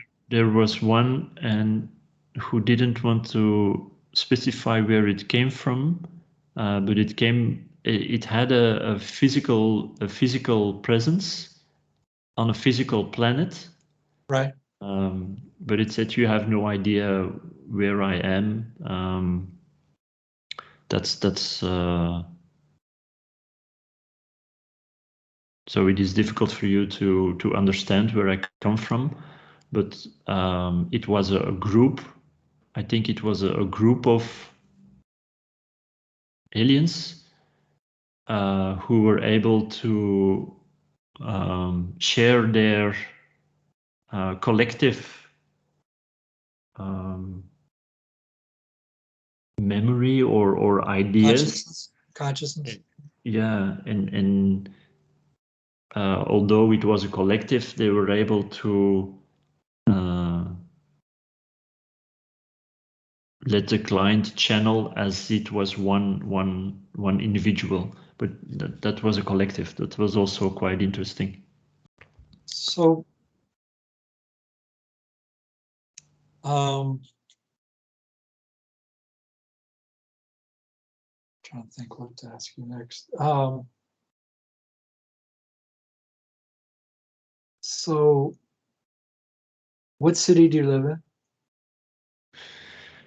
I live in Zandhoven, which is in the province of Antwerp. So I live. Zandhoven? Yeah. Wow, I've never heard of that one. No, it's a small city. We live 20 miles from, or 17 miles from Antwerp. That's the city that was coming to my mind when, Yeah. just a minute ago, I was thinking of Antwerp. And that's probably the only, I can't think of another city in Belgium, honestly, but that. Brussels. Brussels, you're right, Brussels. But Antwerp actually came to my mind a minute ago. Yeah. So, or like 2 minutes ago. But give me the city again. Sorry, say it again. Zandhoven. Zandhoven. Yeah. God, that's weird. It's so. Do you have to go to Antwerp very often for any reason? No, because there are a lot of traffic jams. I used to work there. It's a fun city, but we have all the stores here. So once a month I go to Antwerp, but not that often. So, do you teach other people your practice? Yes, I do this in Belgium and the Netherlands, and a little bit online globally. So, what is your rate, if you're willing to say it online? How much do you charge? Oh, depending on how much time. A full course is 4 days. That's 1,200 euros. $1,200 for, and what is the, so this is selling your practice now. So what do you what do you get for this 1,200 euros? Did you say 1,200, right? 1,200 euros, yes. What do you get? You get information. 4 days, right? 4 days? 4 days. Yeah, Okay. 4 days What of do you 8 get hours. for 1,200 euros? Yeah. What do you get for that? Step-by-step program to find out what the root cause is, to work holistically, because maybe your problem is stuck on a mental level, maybe it's emotional, maybe it's physical, maybe it's spiritual. to have a decent understanding what's going on, and to know, once you know what's going on, to deal with it. And a lot of practice. So it's not just a theoretical understanding, it's also practicing, and to get confidence as a hypnotherapist to know you're able to deal whatever the problem is. So your clients online have to bring somebody with them to the session, each session, right? They train in group, huh? They train in group. Oh, so they might do it over Skype. Yeah, yeah. But here locally in Belgium and the Netherlands, I teach physically in a classroom. But of course, if you teach by a Zoom, then it's all online. So how much of your practice is, now that we have COVID, how much of your practice is through Zoom or something like it, and how much of it is physical? Most people continue to come here physical. Let's say I do 20 sessions per week physically here. And on Zoom, when we had a lockdown, it was like I had the possibility to expand a little bit more globally. But now we're the lockdown is gone here. People are able to come physically to my office, to my practice. And let's say I do 3 to 4 online sessions a week in different countries, but most of the time people are coming to my office. So what's your hourly rate? 120 euros for an hour and a quarter. So if somebody had a 2-hour session, how much is that? To double it? Well, people don't know in front how much time it costs. I mean, you can do a session with someone in 1 hour and 50 minutes, and with someone else you can do a session with 2 hours. But if I'm working like 1 hour and 20 minutes, I start to wrap it up and ask that the client comes again. So in the beginning of my career, I did sessions of 2 hours, 2 hours and a half, but it was devastating my energy. And now I wrap it up, and I make sure everything is okay, and the client comes in for another appointment, separate appointment, and then we do 2 sessions instead of 1 long session. So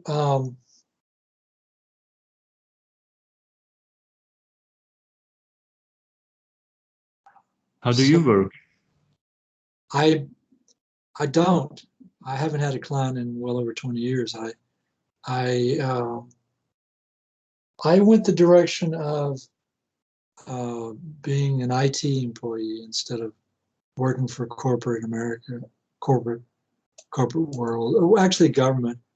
My customers include alphabet agencies that you've heard of that some people don't like, and other. I have an interesting clientele, but I make my living as a computer geek. But I'd rather make it as a hypnotherapist. But you still experiment with trance and with hypnosis, no? Well, I do self hypnosis. It's actually taken me like 20 years to get good at self hypnosis. I mean, I used to, if you'd asked me like 1 or 2 years ago how to do self hypnosis, the answer I would have given you was absolutely nothing like I would give you now, because I've actually after 20 years of doing it, I finally got good at it. But it took me like very close to 20 years to get good at self-hypnosis. And now that you're good at it, once you are in trance, are you still able to have a rational understanding of what's going on? Well, okay, so what I tend to do now is I'm not terribly focused on depth of mind. I'm focused on relaxation of body. And so, as you well know, one can work with the mind, relaxing the mind and body simultaneously, or you can work on the body first and then the mind second, right? Yeah. You can do it either way, right? Yeah. And so I just leave out the mind part and go do the body part. I don't only do the body part. And so Yeah. I'm not really trying to relax my mind. I'm actually, a lot of times I'm just trying to go back to sleep, but that usually doesn't work because I'm an insomniac and probably because of my attaching spirits, but I have a real hard time sleeping. So I'll sleep maybe 3 hours a night and then never get any more sleep. But being as I'm 60 years old, I don't know how old you are, but as a 60-year-old, I'll sleep an average on a good night of 4 to 4.5 hours a night, and a bad night, nothing. And on on a not so good night, 3 hours. I'll go to bed. Like last night, I went to bed at 11:36. I woke up at 3:36. So I know I didn't go to sleep instantly. So that's like midnight. That's 1, 2, 3, maybe 3.5.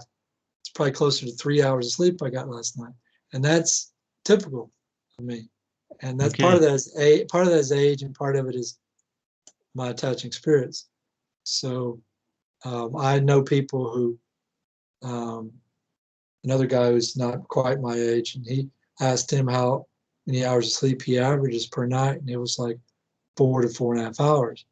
And so I figured mine is probably the same, 4 to 4.5 hours average. And sometimes it's a lot more, and sometimes it's a lot less.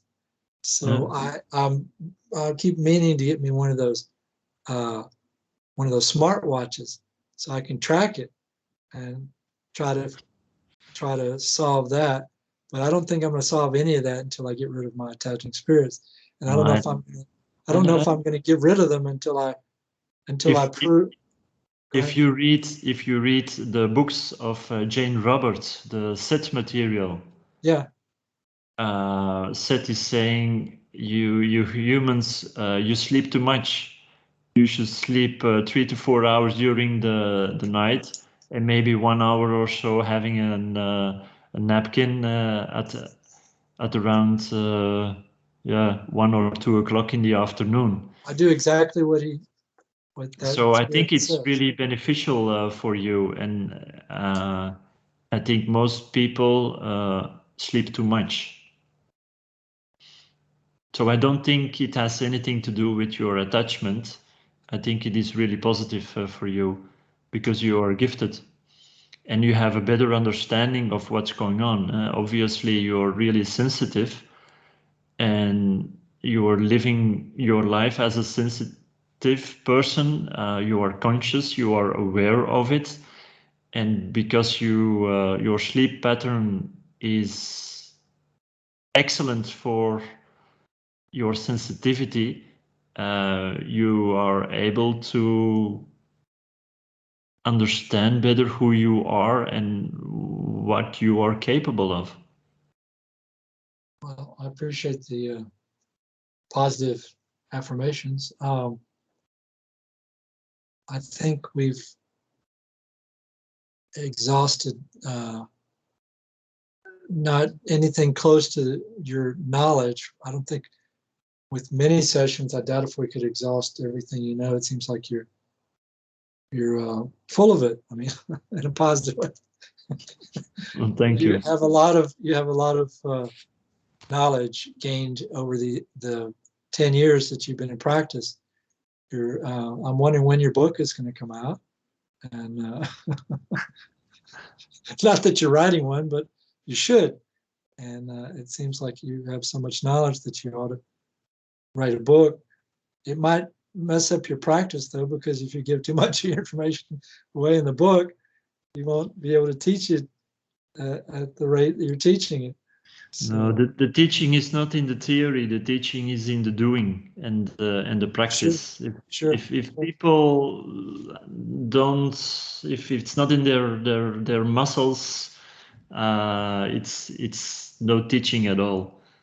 I don't have a fixed structure. Also, the first thing I ask to my students is, if you have a question, ask your question, and from that question, which is specific, we can move on. So at the end of the course, you have a better understanding of what you need in your practice, and it's my job to make sure you understand all the stuff, and you can do your own work with it. So we have an understanding what's going on. But if it's too theoretical,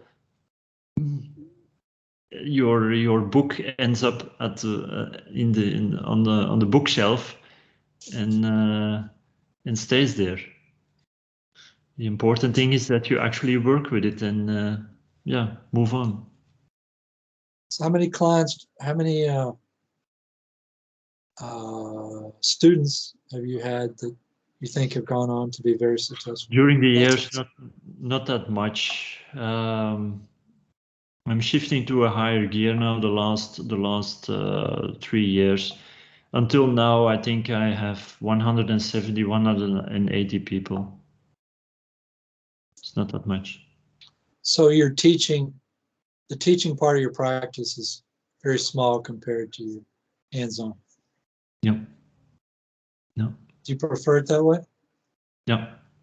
No. But still, it gives me a decent income, which is important, because otherwise it would be a hobby. I have to make a living of it. I have 2 children, so I think it's really, because hypnosis here in Belgium is forbidden by law.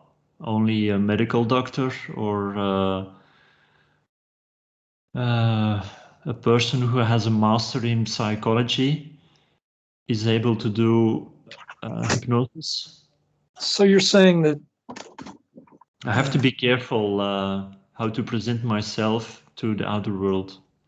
In the Netherlands, for example, which is where I also teach, it is okay to do. But here in Belgium, I get a lot of people who are ill, a lot of people who have cancer, who have a medical issue. And in fact, it is forbidden for me to help those people. But anyway, I still do it, and as long as people don't complain or go to the police, I'm okay. But in theory, it's forbidden because I'm not a medical doctor. sounds like you're in Texas. Yeah. You know Texas? Yeah. So Texas, back when I was young, there was a senator or congressman in the state of Texas, and somebody, I don't know if they paid him or I don't know exactly what happened, but they got him to pass a law that basically did the same thing as everything you're saying. It outlawed hypnosis outside of, you have to be a medical doctor, a licensed drug counselor, a licensed therapist, counsel therapist, something, a lawyer. If you're not a doctor, a lawyer, licensed drug counselor, or some other type of licensed therapist, then it's illegal. And what he did was he outlawed a whole profession for, all the people who are good hypnotherapists don't do any of those things. They're not a drug counselor. They're not a general practitioner. They're not other type of therapist. They're not a lawyer. They're not a medical doctor. They're not any of those things. So he outlawed a whole profession. All the people who are really good at it don't do any of those things. And the people who do those things are not any good at it. Yeah, So I know. it's like you've separated the people from the people who are good at a particular therapy. You've separated the people from access to that therapy. What a world we live in, eh? It's immoral and unethical to pass such laws. And I said that to the guy on the phone. He wasn't very happy. I basically called him a shyster on the phone. And I hope he sees my video with you and gives me a call. He's gonna have to find me to give me a call. But anyway, I think it's immoral and unethical to outlaw a practice done by people who are very good at it, that help the average person. Why would you want to make something illegal for a group of people who are very good at helping people with it? That makes no sense whatsoever. The law is supposed to help people. It's not supposed to hurt people. We have the wrong impression. We think our government is taking care of us, but no. Follow the money. That's what they're doing, is they're following that. Absolutely. Well, is there anything you want to say? I could talk to you for a very long time, and I know you're probably getting tired of 2.5 hours. Okay. It's better to wrap it up because it's almost 9:30 here. It's been a really it's been a pleasure having this interesting discussion. Same here. It's been a pleasure with me, and I hope you get some more clients based on our conversation. Hope the law doesn't show up at your door. And if the law does show up at your door, I hope they ask for a session. I once went to a police. I was talking to some policemen, and I asked them. I said, I had starry eyes as a kid. I said, "Do you need a hypnotist to work with your police department to help regress people who've had crimes committed against them to catch the criminal?" Because I knew it was possible, right? Yeah. And they said, "No, we don't need that." I said, "Why don't you need that?" He said, the cop said, "Every one of our police officers is trained as a hypnotherapist regressionist. They can all do it themselves. They don't need your help." And I thought that was the weirdest answer, because you generally get police officers that are okay with hypnotherapy. It's usually the other way around. They usually have a problem with it, as far as they're religious, or they're don't necessarily believe in that it'll work or whatever. That they got some issue. They're not. I think I told that to my wife. She didn't even believe I was telling the truth. She thought I was lying when I said that this whole police department was trained as regressionists. She didn't believe me when I said it, because it's so odd to have cops be okay with hypnosis. I think it's a rare example. I'm not saying that it's impossible, but at least most of the police departments I got in touch with have no idea what it is. But I do know the military experimented and experiments a lot with all these kinds of woo-woo stuff. Well, my wife knew a lady in San Antonio, or I don't know if she knew her when we were in San Antonio, but I think somehow she was connected with a lady in San Antonio who was in the Air Force. And she said she was sitting in a theater, and as it was part of the they were required to watch this movie, right? And she said while they were watching the movie, she said these lights started flashing in the movie, in the actual movie she was watching. And she said after a minute or two, she lost awareness. She was like gone. And then she came, like she was unconscious. And then she came back like, a long time later. And she did not know what happened to her while she was unconscious. You had to wonder what the Air Force is doing with putting their people into trance like that. What are they doing? I mean, there's something strange going on there. Absolutely. Absolutely. Oh, let me stop the recording because my dog thinks that I should stop. So I'm going to stop.